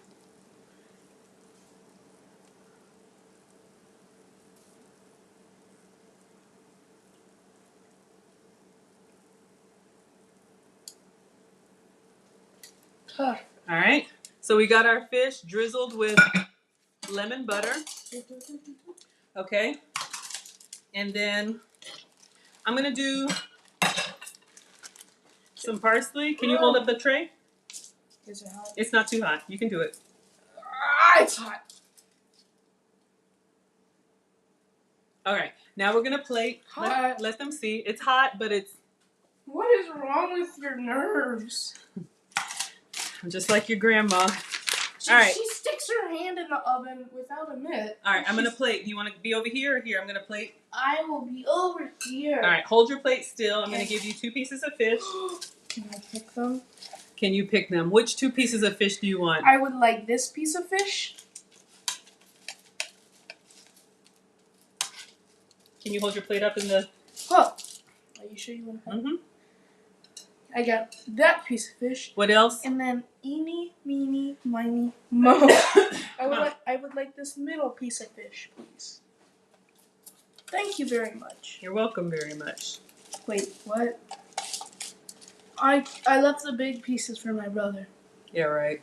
What? These are huge. They are huge. All right, so 2 pieces of fish. Let me give you your home. Oh, that looks really good. Looks good? Like, look at... Oh, yeah. All right, let's get your potatoes. My plate. The asparagus. The Yep. asparagus. My favorite vegetable is asparagus.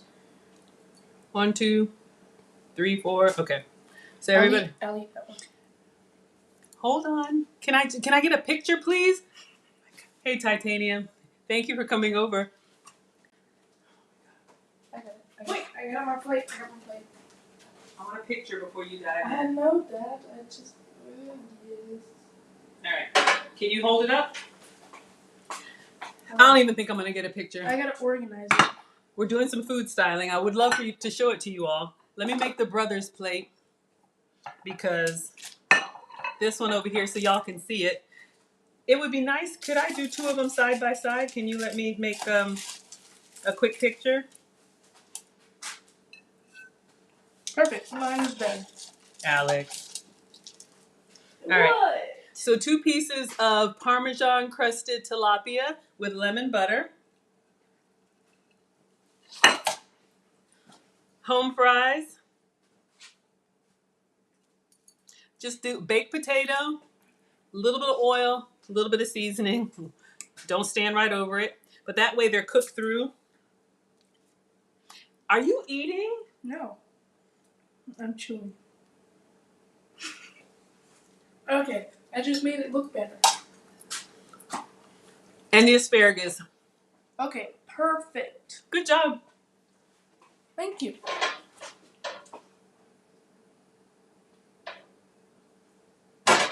Excuse me. Wait, you ate the whole thing. Did you eat it raw or did you cook it? So for the asparagus tips, I like for them to all be the same way. I think we might have overcooked them a little bit, but They're perfect. They're not crunchy. all right. They're not too soggy or soft. Can I take a picture side by side, please? Yes, ma'am.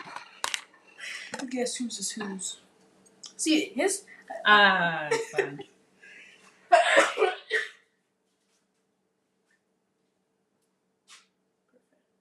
Now, Yeah. can you let the professional photographer take a photo?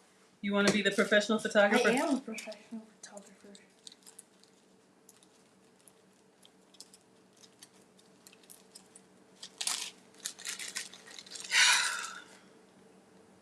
All in the color. All done? Not yet.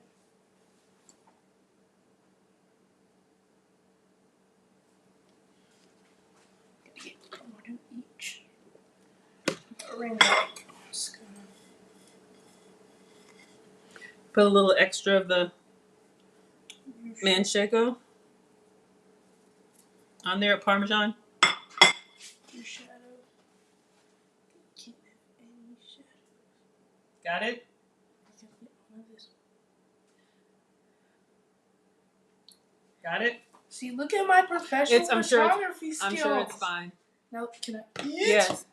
So for the boys, Parmesan crusted tilapia, asparagus, and home fries. Thank you. I am going to eat now. After I tell you what it tastes like. Yeah, you're supposed to come taste it. Yeah, but I gotta do it over here. All right, let me call the other one. Don't. I'm going to mute.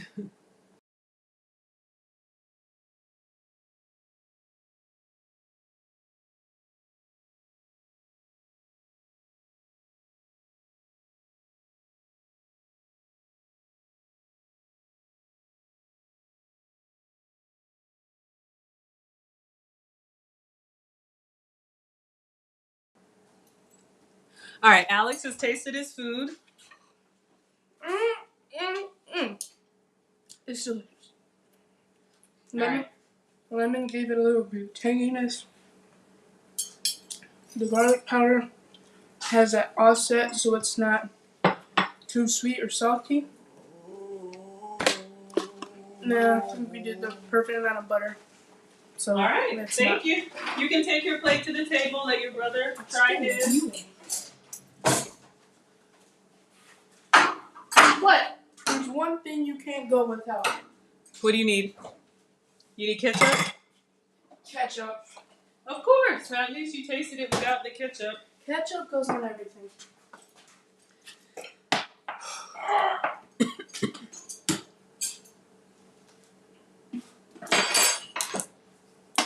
All right, so dinner for the boys. Marcus, if you would like to let us know. So according to the boys, it's great. I'm going to make some fish for me. Fish for me. This is what happens. I cook for them. Hey, Diary of Belle Rose. Thank you for being here. Thank you for coming to class. You could squeeze some extra lemon on there. Whatever. Whatever you like.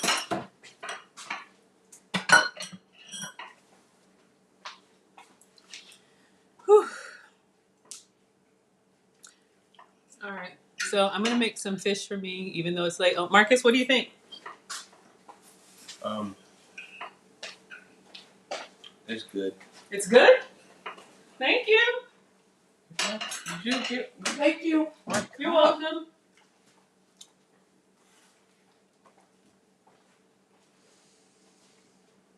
This is your son. Please. Alex, can you take that to the table, please? Did you just...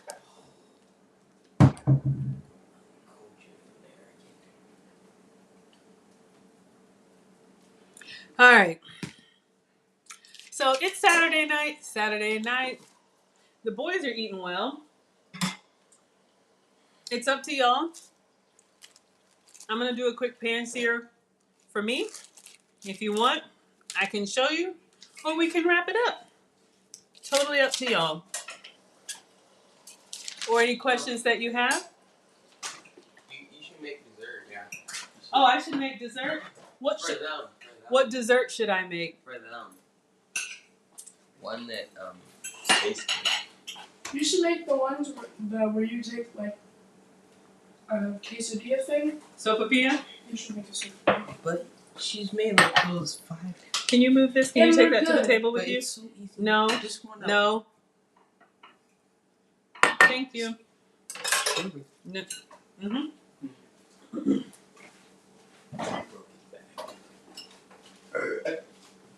Really? Excuse me. All right. All right, so let's see what I want to make for me. I have some fish. I have some grouper filet. These were frozen, but they've thawed out, so I am going to pan sear these for me. What am I going to put on them? I don't know.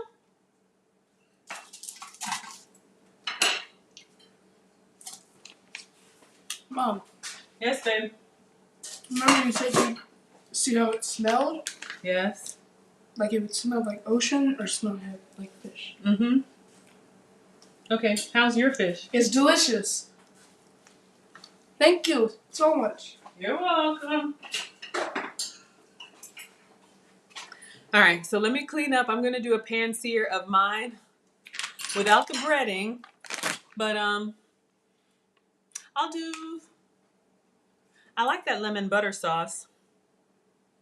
So I'm going to clean out this cast iron and use it again.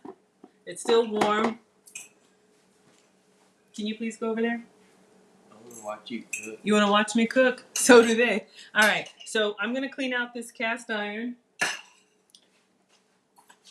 breadcrumbs all on the floor. So even though I'm still cooking, I'm going to wipe down. This is the cast iron. Let me. You all right? Huh? Oh man. God. I'm just using it again, right?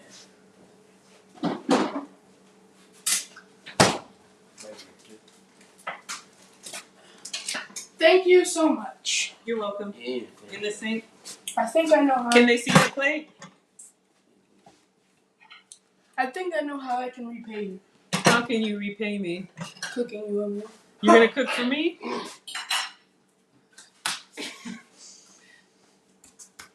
What, did you take too big of a bite? All right, so I'm gonna clean this out and use this for my fish. I'm gonna do the same process. I'm just gonna start with a clean counter because it'll just help me. Ah! All right, so let me move this out of the way.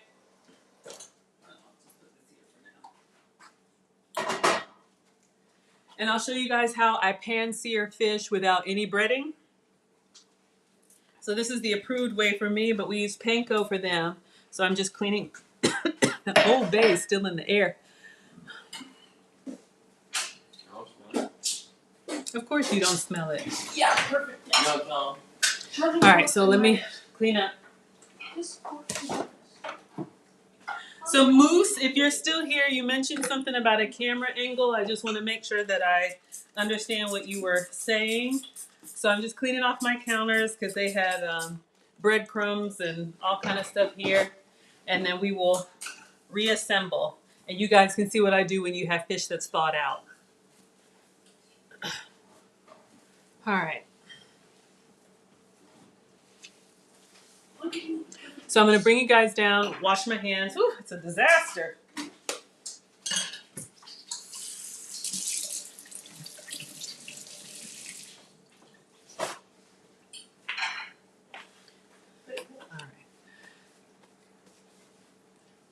Old Spice. Okay. Let me bring you guys down and just walk you guys through everything. Sorry, Instagram, but if you're still on, batteries running low, you can hop on over to YouTube, Twitter, or Facebook. Okay. So this is from Publix. Grouper. I like it. There's so many different varieties of fish that you can try. This will work with any fish, but it looks like I've got a couple of fillets in here. And this is 12 ounces. So I'll cook both. We'll see if I eat both. I like Old Bay too. Okay, so let me get a cutting board and the paper towel so y'all can see. We're gonna get the camera thing going so y'all can see both, but this is what I got.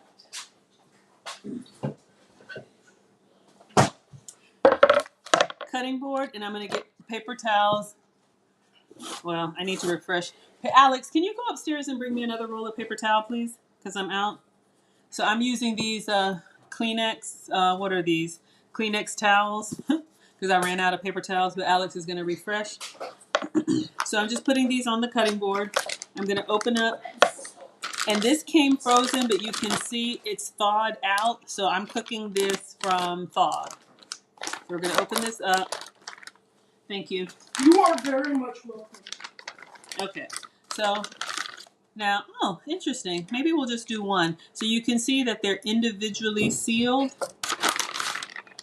I'll do the big one because I'm greedy. We'll put this in the fridge. Do you want more fish?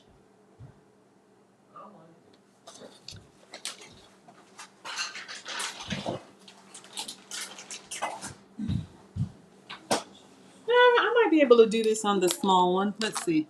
All right, so we're gonna open up this pack right here. Now you can see because it's thawed out, we've got liquid in here. So I'm gonna open this over the sink and just let anything drain out. When my hands are wet, it's kind of hard. All right, good night, Genesis. Thank you so much. All right, all done. You want to show your plate? Not really. Not really? Okay, can you put it in the sink? What fish is this? This is grouper. I'm making my food now. Oh, that's the thing that eats anything. Really? I didn't know that. Yeah, at the aquarium, the divers are there. Uh-huh. You're more scared of the groupers than the sharks. Okay, so we've got our fish here. I'm going to lay it down on the paper towel. Are you going to blot it? Yes. I'm gonna... Oh, Marcus. So I'm putting a paper towel. It was so good. Yeah. It was good? Yeah, All right, so Marcus the swimmer. Yeah. Swim shady. Yeah, all done. Didn't know how to eat food. See all that leftover? It's fine. It's fine. It's fine. All right. I have a roll of paper towels. Thank you. Please report.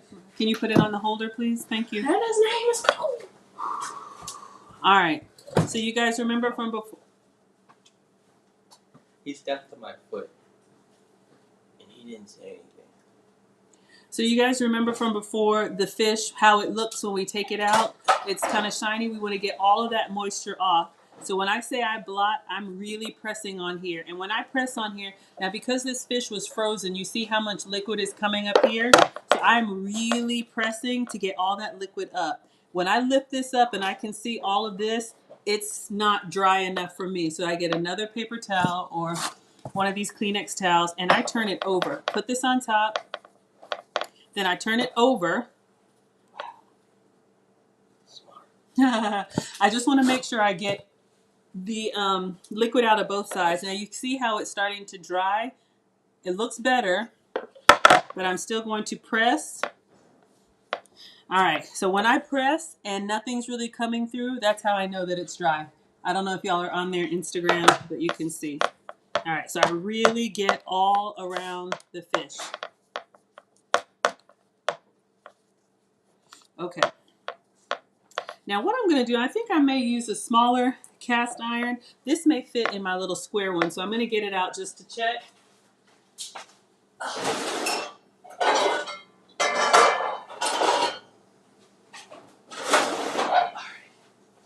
So what I have is this little mini cast iron, and then I'm just eyeballing it. I think this will fit in there, so we're going to cook my fish in there. So now we have a dry piece of grouper. This could be salmon, this could be tilapia like I did for the boys. Room temperature, completely dry. And on this dry fish, since you guys like Old Bay, I'll do the Old Bay.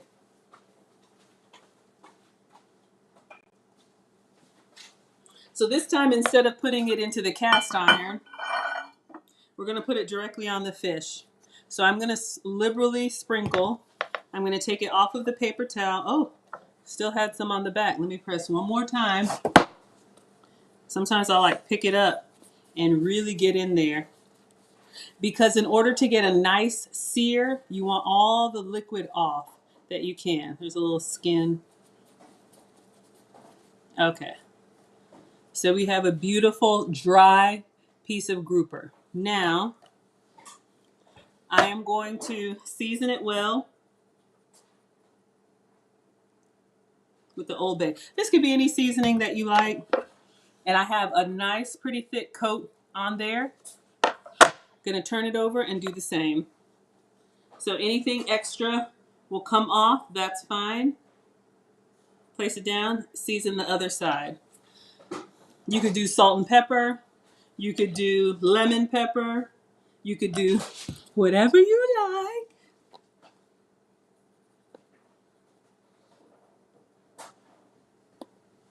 All right. Whew. So that's pretty good. And then you can, if you got thick sides like this, you can just make sure you get everything kind of coated.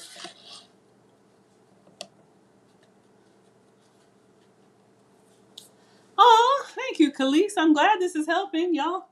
This is just what I do. Lead attorney said if you're over 45, start a YouTube channel. People need to know what you know. People always said I was good at this, so here we go. All right. So you can see room temperature, completely dry, seasoned well. All right, so I'm going to move this over, and we're going to bring our cooktop back.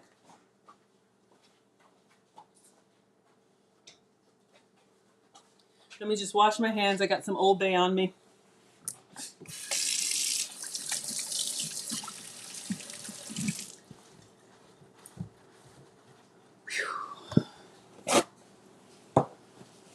All right, so I cleaned off the cooktop. It's hanging out over there, but I just have to always clean my surface. Y'all know I'm always wiping.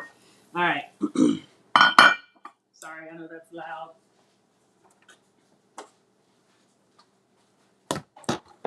All right. So we have our little duckstock cooktop. You can do this on the stove too. Thank you, Veggie. You can do this on the stove. So I'm going to plug this up and I'm going to turn it on.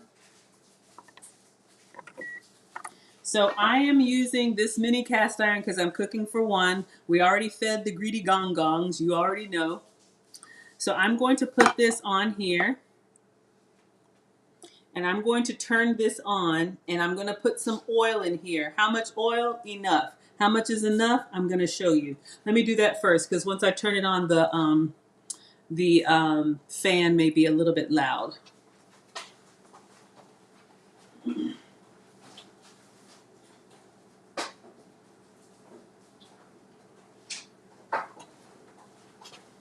I think I'll make some asparagus for me over there. Do I want asparagus? What do I want? I don't know what I want. All right. So in order to do a proper, let me see if I turn this up. Hi.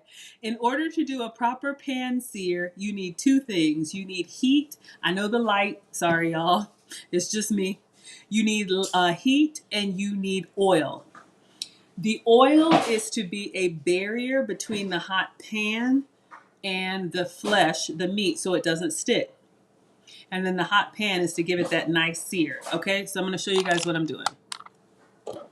I'm using olive oil. You can use any oil that will heat up well and not be too smoky because I'll be over here coughing up. So notice we got a little bit of dry in the pan. I don't want to see any dry spots like that. So depending on the size of the pan, I'm going to put enough oil in here so that I have like a whole sheet. Not enough to fry like a deep fry, but you can see here I've got a nice little coat of oil that our fish is just going to kind of float on top of, okay? So now let me turn this on. And I'm going to actually turn it up to like medium high. Okay? So we're going to wait for this to get hot. You want the oil to get hot.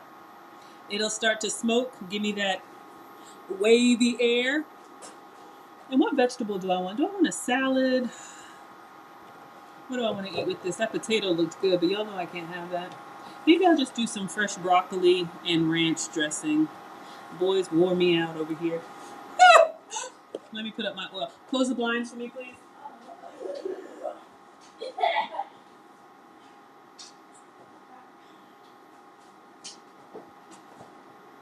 I could do a spinach salad.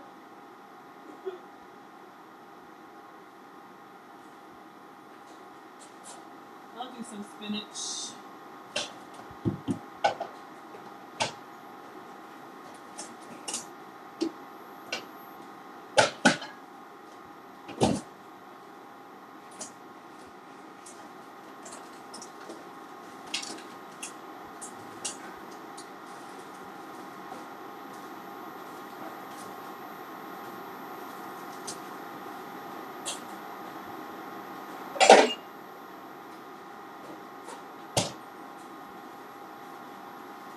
All right, we'll make a quick salad. Okay, so you see our smoke? Once our oil is smoking like this, our fish is ready to go in. The reason why you don't want to put the fish in before the oil is hot enough is because it'll get greasy. It'll actually go into the fish. We want it hot. We just want it to float on the fish. Arugula. Float on the fish. We just want it to float on the oil. So I'm going to turn this down a little bit. All right, now be very careful with this. You want to lay it down and go away from you. So I was just trying to make sure it fit. All right, so you see how it's like moving and doing its thing in there? Do not touch it. You want it to let it really get that nice crispy skin on the, now no skin, but crispy, you know what I mean. All right, let me clean this up. We're gonna let it sit. Maybe I'll make my salad over here.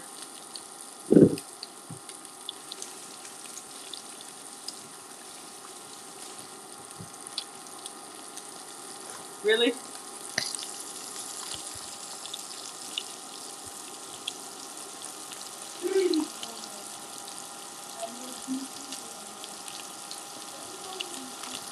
Okay.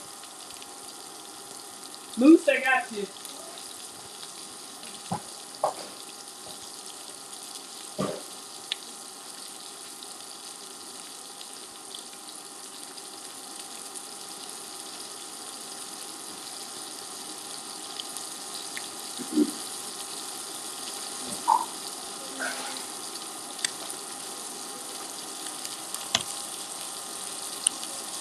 Sorry, y'all. You like the frying sound? I got my pot holder. Daggum. Oh, babe. Let me make a salad, y'all. I'm suffering over here. Moose, since you're back, let me know what your comment was about the camera angle. I want to make sure I capture it. So you guys see it shrinking, but we want to leave it for like 5 minutes at least. All right. Are you really vacuuming right now? Can that wait? Thank you.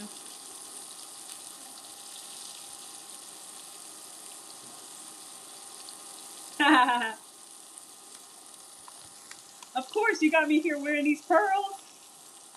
All right. 3-ingredient salad. Baby spinach. Trying to use up my produce before I go.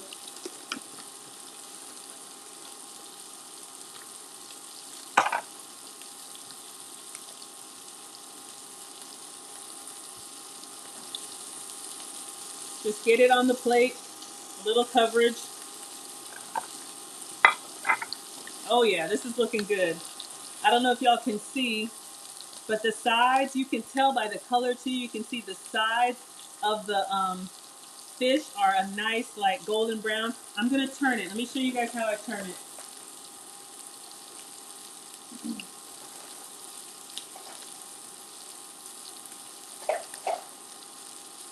So these are, daggum Old Bay. These are fish turners. I got a clean one and then one I just used for the boys. Let me turn it down. Okay, so I'm gonna go under, I'm gonna use the clean one under the fish and then this one on top, and then I'm going to carefully turn it over like this. Now, I know the fish is, well, this is a little small.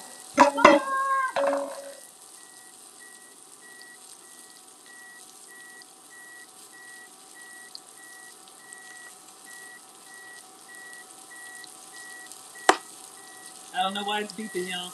Okay, see how the fish is moving well in the pan? That's how you know you have a good sear on it. If I go to move it and it sticks, it doesn't have a nice crust. So I do a little bit of movement to see, does it glide easily? Then, and only then, I get up underneath. You want to use the whole fish turner to support it. Cover this, and then I flip it over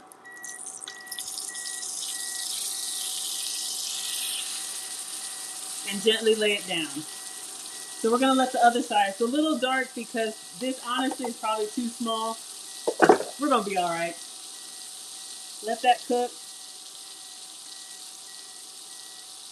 I need a longer handle mousse for this to work. All right. So maybe I won't sear it as much.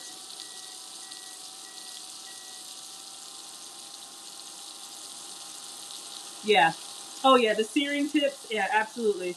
Once you get it, so just move it a little bit. It should just glide. If it glides, then you know you've got a good sear. If it sticks, either not enough oil or not enough heat. All right, let me make a quick salad, then I'll pull up Dexley. Looks good. Thank you, Mr. Moose. All right. I got like 2 tomato slices left. I'm going to make magic with these and cut them up for my salad.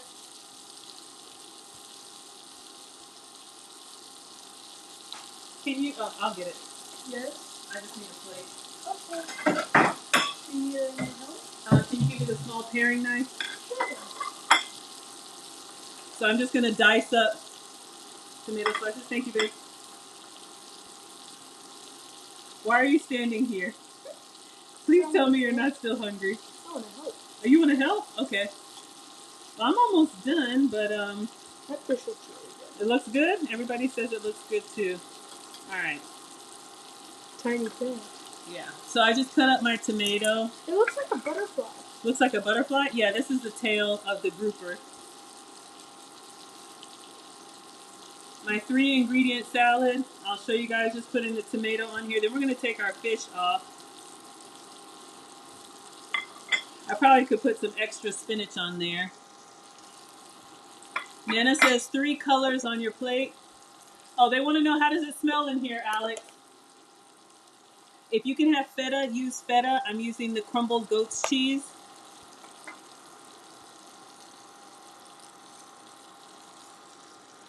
Simple salad, and then I'm going to put my vinaigrette. Okay, so now our fish, the other thing, so it's not jiggling. Well, it's okay. See, I'm going to move it. All right, is it moving? Yeah, you see how it's turning for me now? At first it wasn't. I think we're good. All right, I could temp it, but honestly, at this point, let me get my calorie-free balsamic vinaigrette. Any dressing will work. I was gonna do the lemon butter. Maybe I'll put a little lemon.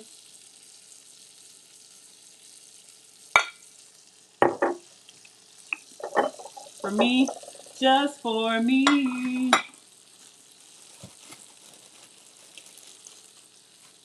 Cut up just a little slice of lemon just because I want to be included. And they got lemon, so I want some. All right.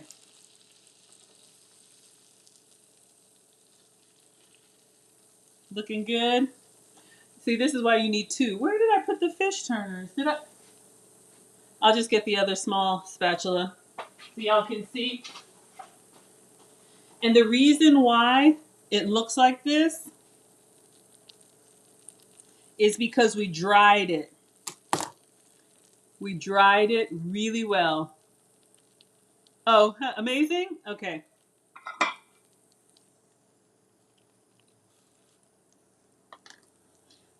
I'll cut another piece of lemon. I'll put this out of the way. Let me cut because my OCD needs things to be equal.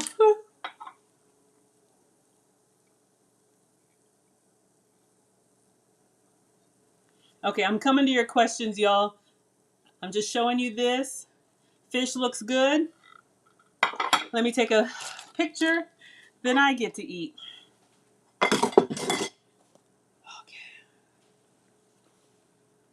And like I always tell y'all, oh my gosh, are my batteries dead? Oh no! I want a picture. Oh no.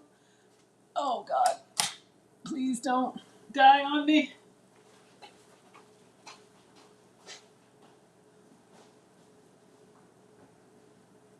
I'm coming, y'all. I just want a picture before I dive into it. You see if I can get.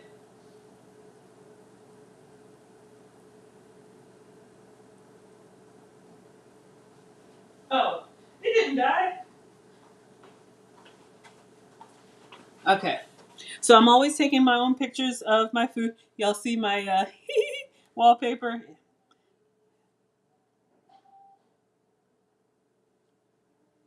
Oh, come on. Focus. Oh, it is low. Good Lord. Please. It's about to die. Don't die. Please take one picture.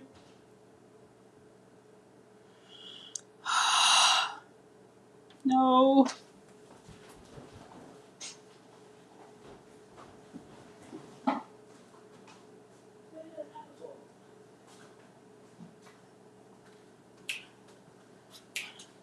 It looks beautiful, It Mom. looks beautiful. I need to take a picture and I'm out of, my batteries died. I know. I wasn't paying attention. What about my phone?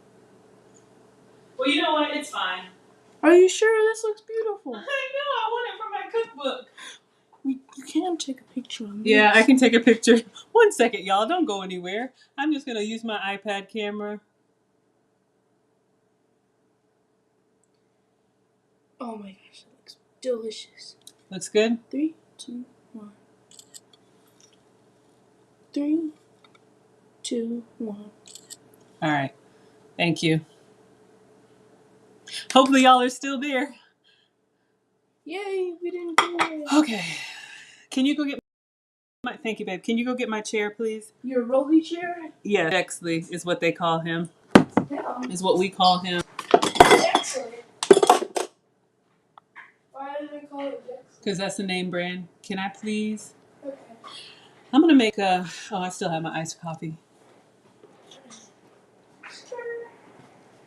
Yeah, y'all can do this. Can you just wheel it over here, please, so I can sit down? Thank you. Everybody's good and full now. Okay, y'all, here I come. Really? Alex. No. Alex. Here you go. Oh my God. You deserve a break. Thank you, babe. Here's your plate. You need me to get you a fork? Yes, a fork would be lovely. Thank you. Here you go. Thank you, dear. Here's your plate. Thank you, sir. All right, you guys. Well, you guys got to see. So yeah, the key to fish is one of those things. I've had a lot of people say that, you know, oh, I didn't even taste it. It's just a lot. Y'all can see how it flaked. So it's cooked well, nice and juicy. Let's taste the flavor. A little blackened grouper. What happened? Oh my God! What happened? It is so good! Oh, I got something. Oh my God.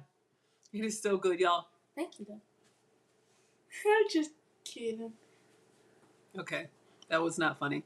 Y'all, in all seriousness, here's the thing. A lot of people say that they're intimidated by fish, and I understand why. But when you get the nice crispy on the outside, and you get it nice and flaky on the inside, it is so...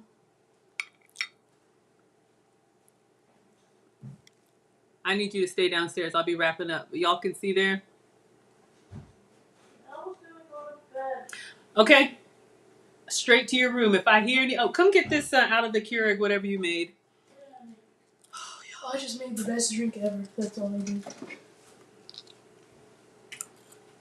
I just took some 2 vanilla chai tea bags. Not now, please. Okay. I'll let you enjoy your meal. Yes, please. Don't run in this house. Sorry, y'all. Y'all know what happens over here? Okay, I'm gonna scroll back. But here's the thing, y'all. Fish, and this can be any fish, but fish is really, see, it's nice and juicy inside. Here's the key.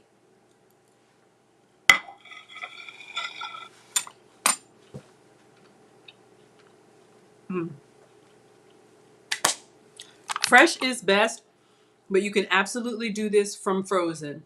The key is you need to let it thaw all the way. So like a day in the fridge. If you buy the frozen packs, that's fine. Take one of them out. Let it thaw all the way because you really want to get it as dry as possible. If your fish or chicken or whatever is still kind of partially frozen, that means it's got those ice crystals inside. And when you go to cook it, not only will it splatter, but you won't get that sear. The sear is the biggest part because you want that nice crusty layer, because that crusty layer, crispy edges, it sounds weird. It looks like it's burnt, but it's not. It gives you a barrier and it still leaves the fish or chicken or whatever super tender and juicy inside. Let me see if I can show you guys. Oh, God, it's falling apart. Okay. It's falling apart. So you see our crispy edges on the fish, but inside it's still really juicy.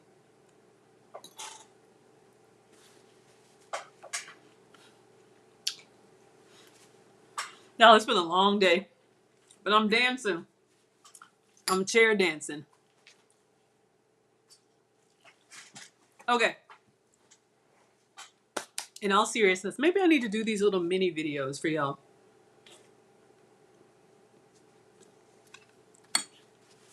As close to room temperature as you can get it. That's number one. If you buy it fresh, that's fine. Set it out while you're prepping everything. If you buy it frozen, that's fine. Skin on, skin off, doesn't matter. Put it in the fridge to thaw for a day and then bring it out to get to as close to room temperature while you're prepping everything. Get a good nonstick pan. It could be cast iron, it could be nonstick, it could be stainless as long as it's a good stainless. But you want a good pan. Don't have to spend a lot of money, but a good pan that can withstand some heat. It can be copper, any of that. Put oil in the pan. How much oil? Enough. Y'all saw that I used quite a bit of oil, and I'm going to show you. You see how there's still plenty of oil in the pan, and I'm going to toss this. But you see how it all didn't get absorbed into the fish? The reason why is because I let it heat up. Just like when you're dropping fries, and somebody got to drop the fries. Make sure that your oil is hot. How hot? I don't know. But you want to be able to see that it's visibly hot. Visibly by either the wavy air, y'all know what I meant, heat waves, or the smoke rising from it. Oil will smoke. Do not put your fish in there until you see that. So good pan, good oil, can be vegetable oil, olive oil, any oil that can get hot, any pan that can get hot. Once you see the smoke, yes, coming off, or the wavy air, carefully put your, oh, I didn't say to season the fish. Season the fish. Oh, I didn't even say pat it dry. Y'all, it's late. I'm tired. Room temperature fish, pat it very, very, very dry. Y'all saw I used like 5 paper towels, right? Get as much moisture as you can. Lean into it. Put your body weight on it. Put your forearm on it. Get all the moisture out.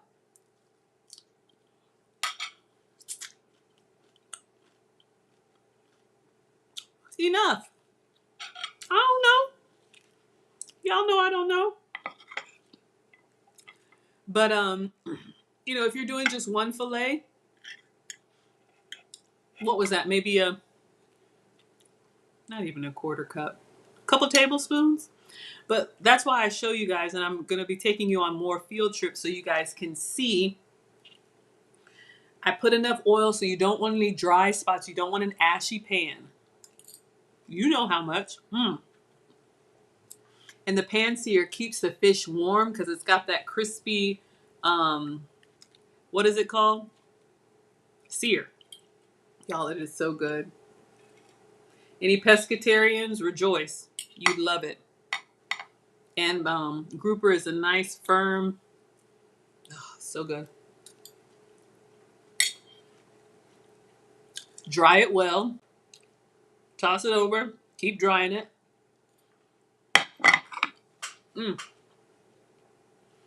Season it well. Can just be salt and pepper. Can be lemon pepper. Can be Old Bay. Season it so that you can't see the fish anymore.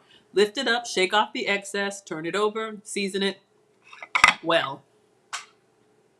Because, you know, if you've got the seasoning on the outside, you're still going to have like all of this fish flesh on the inside. I don't know what it's called. Y'all know?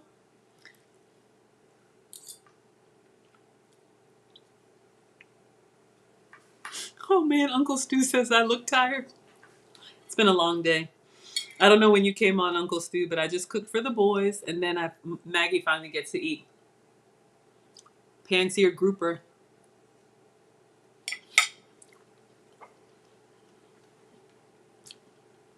Fish meat? I don't know. What is this called? Filet. Y'all know what I mean.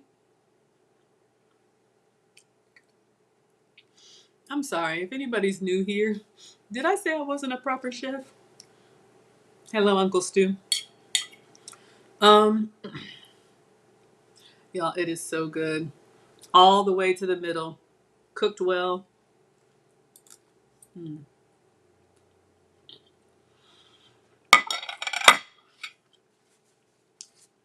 Looks good. Thank you, JT. I can't. Any seasoning that you like.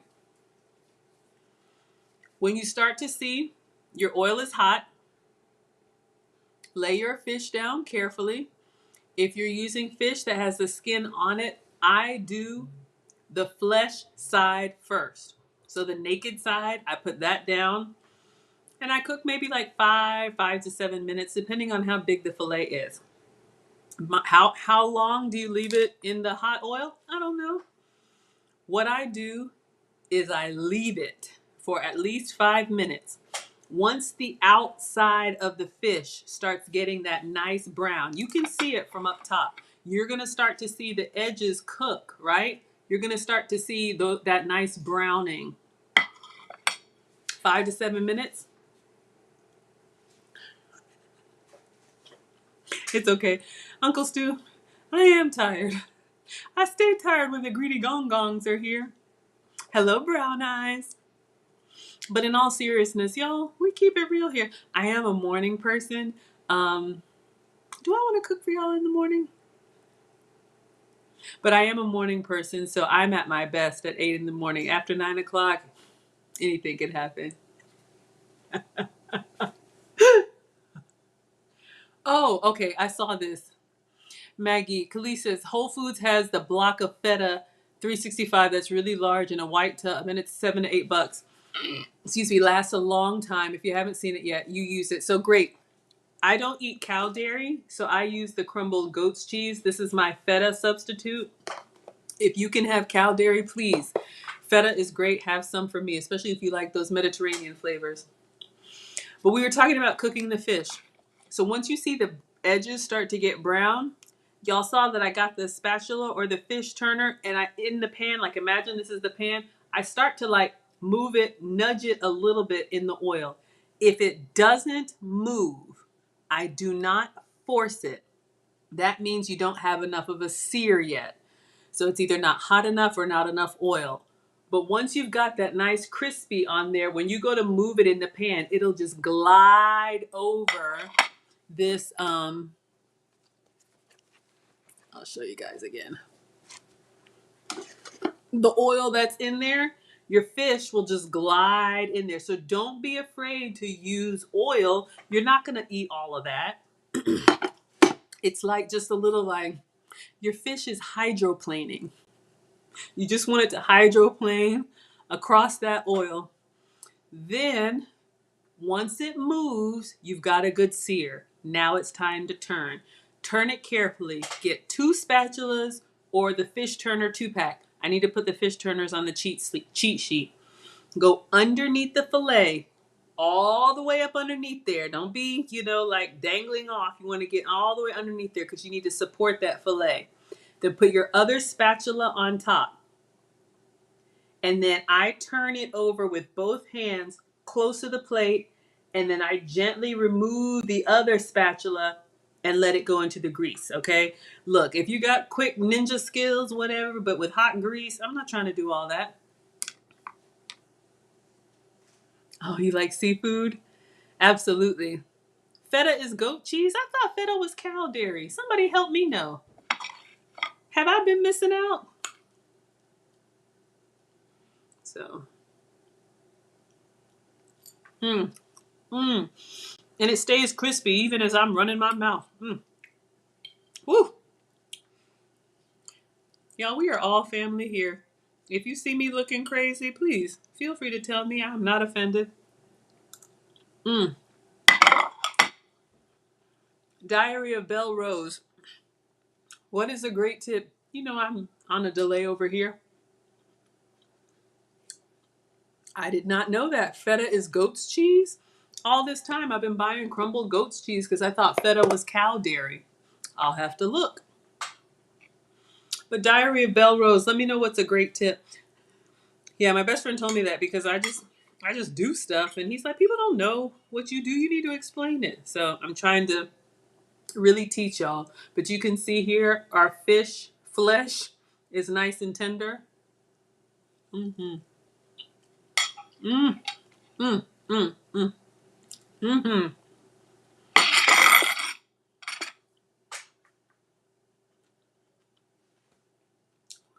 Anytime you pan fry, and just so anybody doesn't know, that's what we did. We actually did a pan sear, but if you pan fry, you have oil in the pan, but not enough for a deep fry.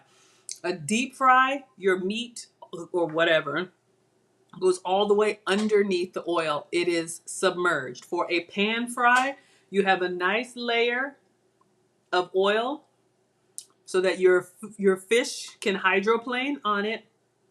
And then you got to turn it the other side. So yes, that is your tip. Those fish turners that I have came in a 2-pack for a reason. You don't have to have fish turners. If you got a good spatula, that's fine. This is a mini spatula. You want a big one because especially if you're doing, one of y'all said you like salmon. You know how you get, and that's a beautiful presentation. You know how you can get the long fillet of salmon at like Sam's Club or Costco?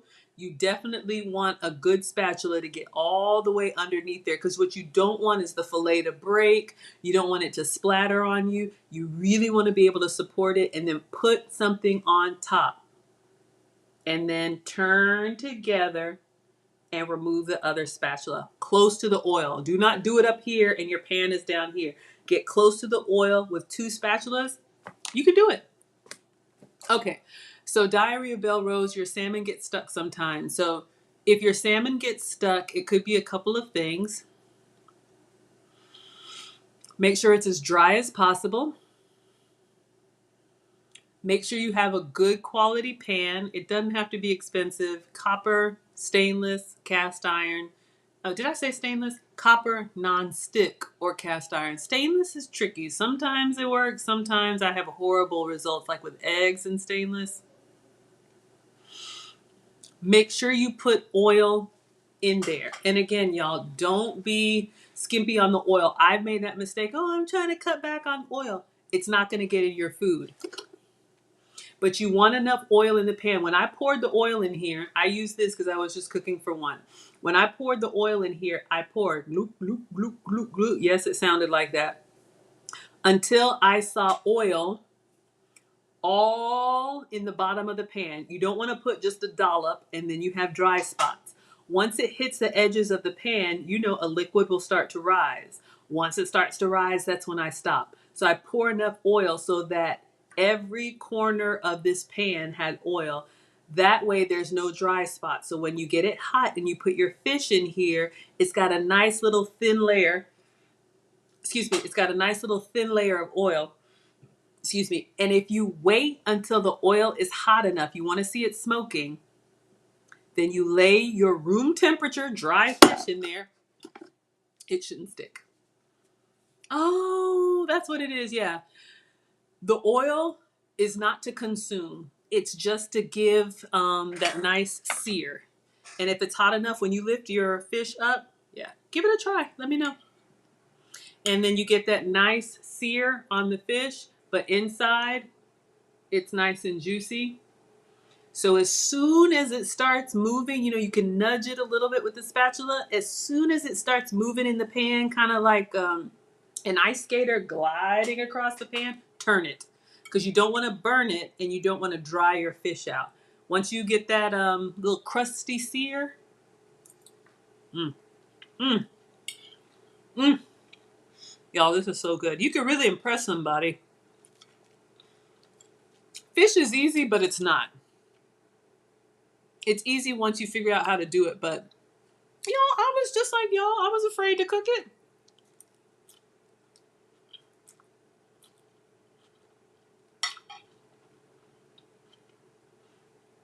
Okay. So that feta is cow dairy. Okay. So y'all, my go-to 3-ingredient salad is spinach or any greens of your choice. Tomato. This could be peppers for you. And then I use the crumbled goat's cheese. That gives me the green, white, and red. Nana said that your plate should have at least 3 colors. So I always try to do what Mom said when it comes to food. So you get, I don't know, all the healthy stuff. Y'all know what it is. Mmm. Yeah, goat's milk is more expensive, but I tolerate it better. And if you all saw, I posted some pictures so you can see before and current. This is what works for me. Please, I am not a doctor. Do what works for you. I'm just sitting here.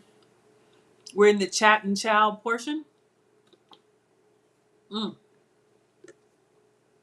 It's late, but I had to feed the gong gongs first. I'm going to scroll back and see if I missed anything else. Uh-oh. Battery's low. Y'all already know. So let me scroll back. Yes, you need a cricket paddle for the whole half fish. If you are getting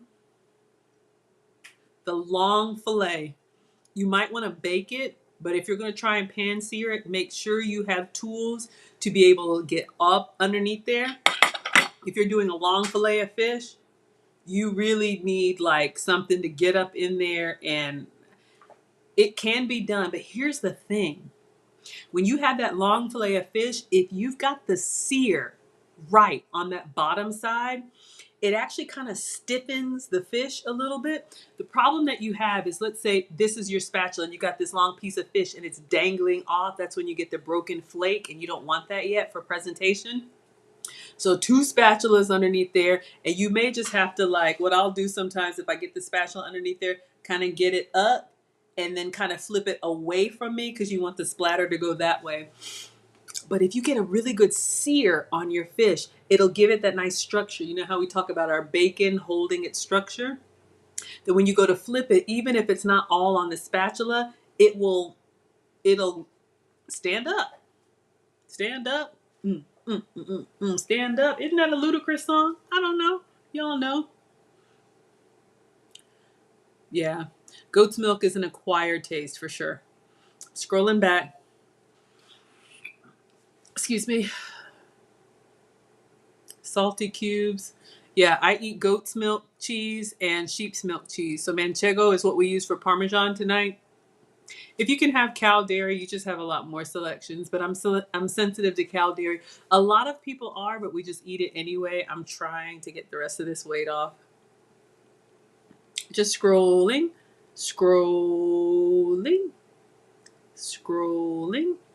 Let me know if y'all have Yeah, how much oil? I don't know. Enough.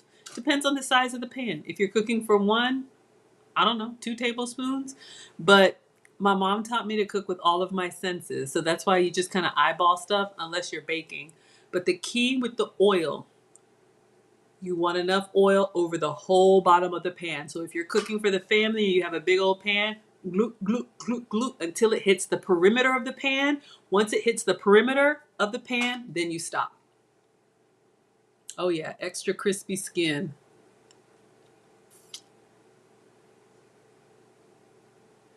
Okay. Oh, you guys make my day. Let's see. What announcements do we have? You guys have been wonderful. We're still waiting on YouTube. I'm under review. But y'all, we have met our threshold.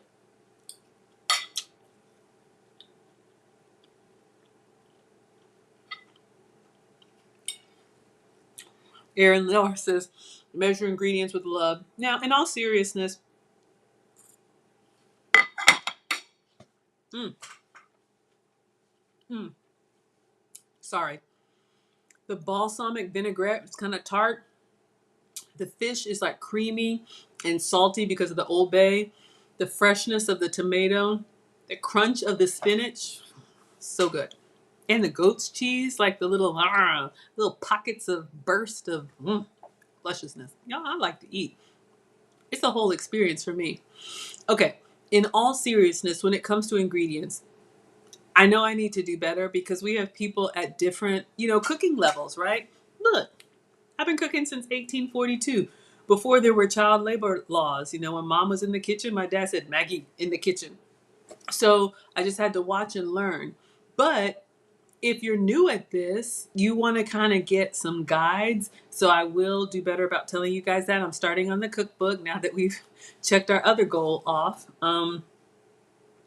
Because I know when I teach the kids, I've taught both boys how to cook, but when I teach them, I have to teach them in measurements because you will get there. You'll be able to eyeball some stuff, but don't put pressure on yourself. We all start somewhere. So Khalees says, I love that you use olive oil. You're going to use olive oil on everything. To be honest with you, that oil right there, that MCT oil is the one that's been approved for me. I use it almost always except when pan frying. It has a low smoke point, which means it gets very smoky in the kitchen when I use it, and I don't like that. I was already choking on the, what was that? Old Bay. All right, y'all. A few more bites. Battery's going down. So what other questions do you have, or what did I miss? Mustachio, if you're still here, what was that camera angle comment? I missed it.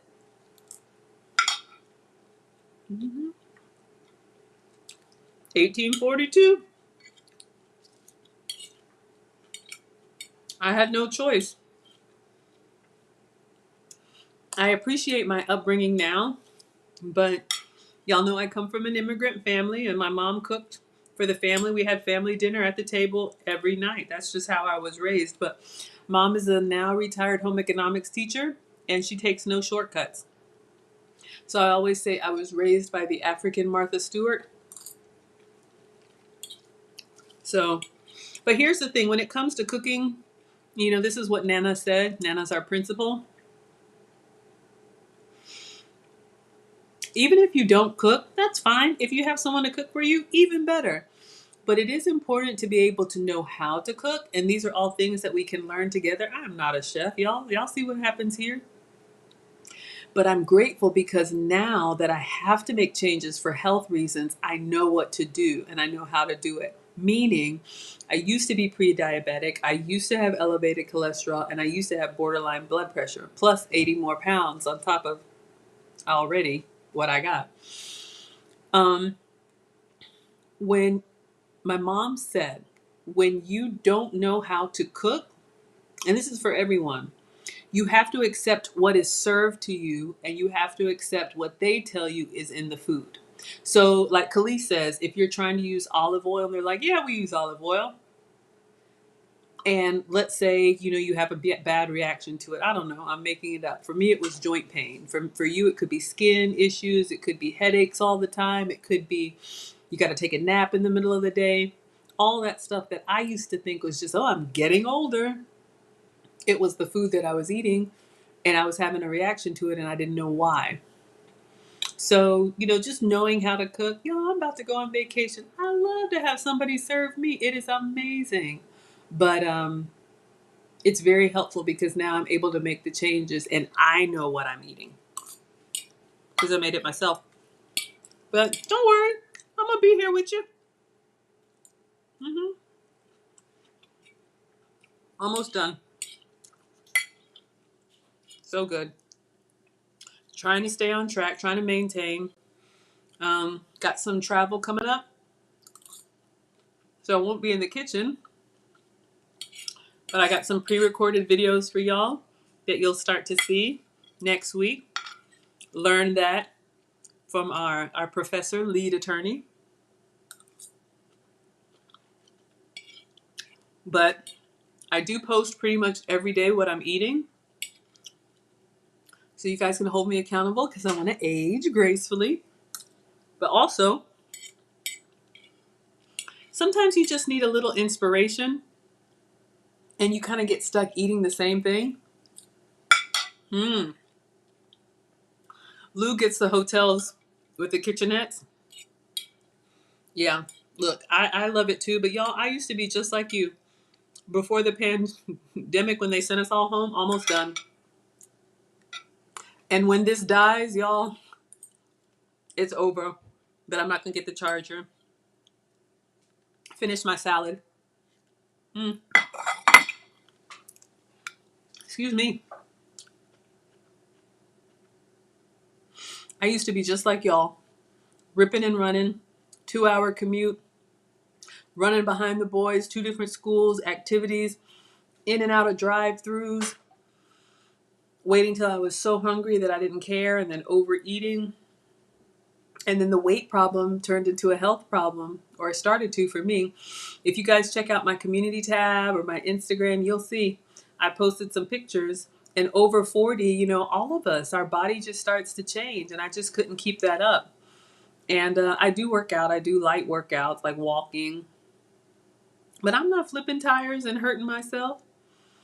It really is like 80% of what we eat. And I know we don't want to hear that. But hopefully what I bring here is food that you actually want to eat, that you may have to eat. I don't know what Aaron is saying. Yeah, cooking for yourself. But y'all, look, when I travel, I just kind of give myself a break. I'm celebrating now. It is easier because I have access to the kitchen and y'all see me cooking every day. This is what I would be doing anyway. Cooking for them.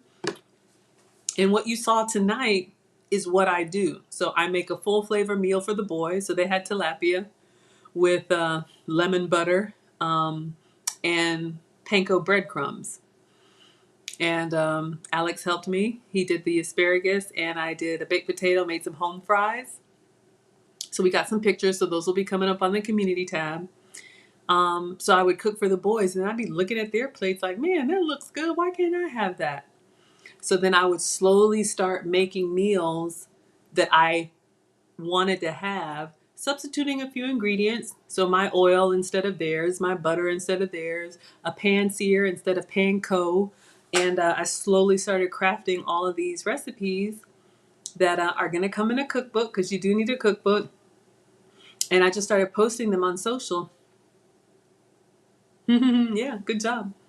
Y'all, it doesn't have to be 100%. Once I get the rest of this weight off, what I've heard is like, I'll eat pretty much on my plan like 5 days a week. And then I'll take like 2 days a week to kind of enjoy myself. You got to live a little. I'm a big believer in that.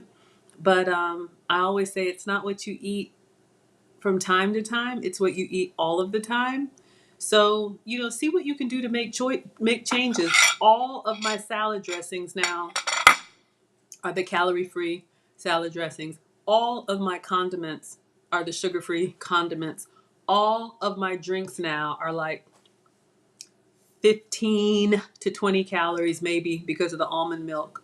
So those are some of the substitutions I started with, and that's just what I go for.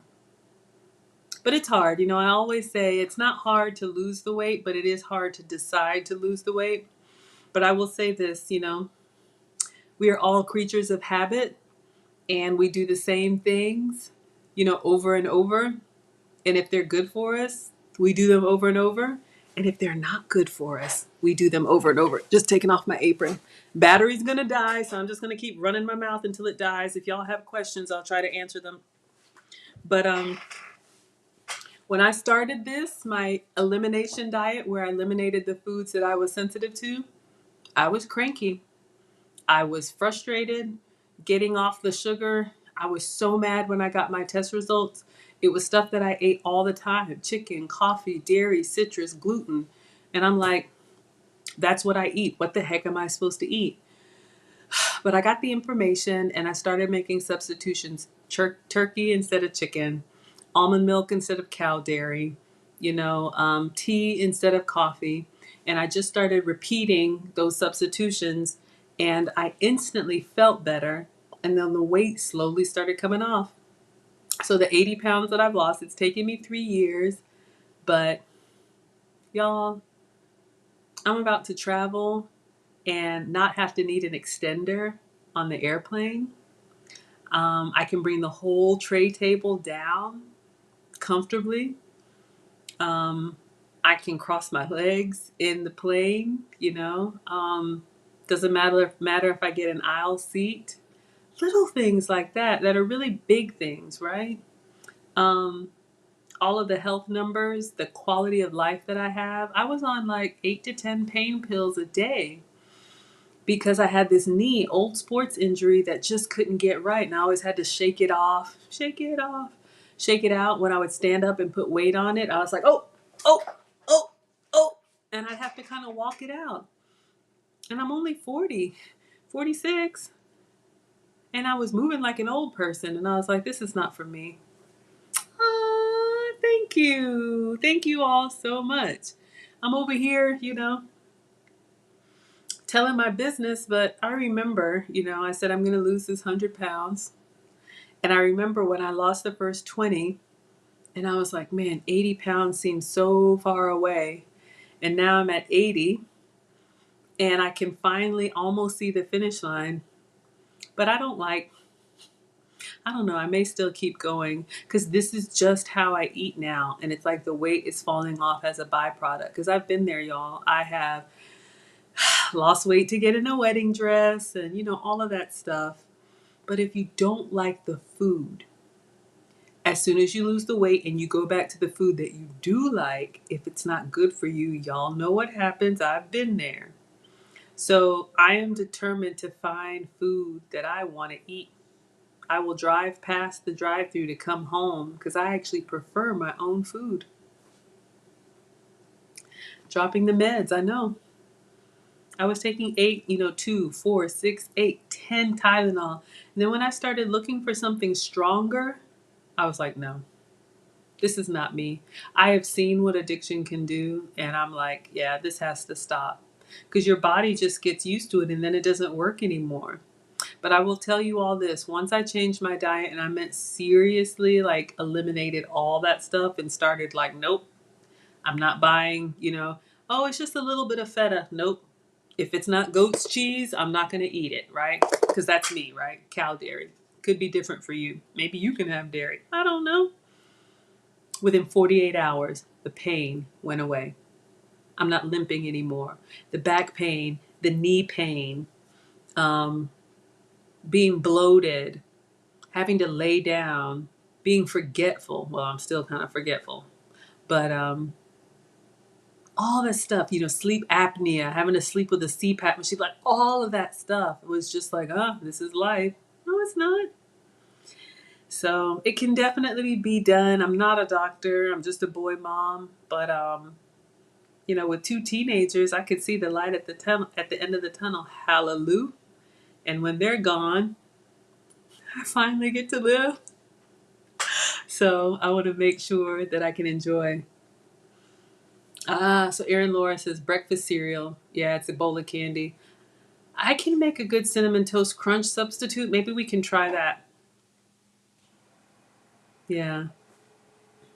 Oh, thank you, Khalees. Yeah, all that medicine that we take, y'all, it's doing something somewhere. And look, I am not one of those people that's like, don't take antibiotics. Y'all battery is low, so when it dies, it dies. We've been going for a couple of hours, 3 hours. I am not one of those people that's like, don't take medicine, just use, juices and berries. No. If you are sick and you need medicine, please take the medicine. What I'm trying to avoid is maintenance medication. I don't want to be on anything that I have to take every day just to live my life. If I get a sinus infection and I need an antibiotic, absolutely I am going to take it and get well. I 100% support that. I support whatever works for you, but Erin Laura says, ooh, I don't know, when y'all comment, I'm slow.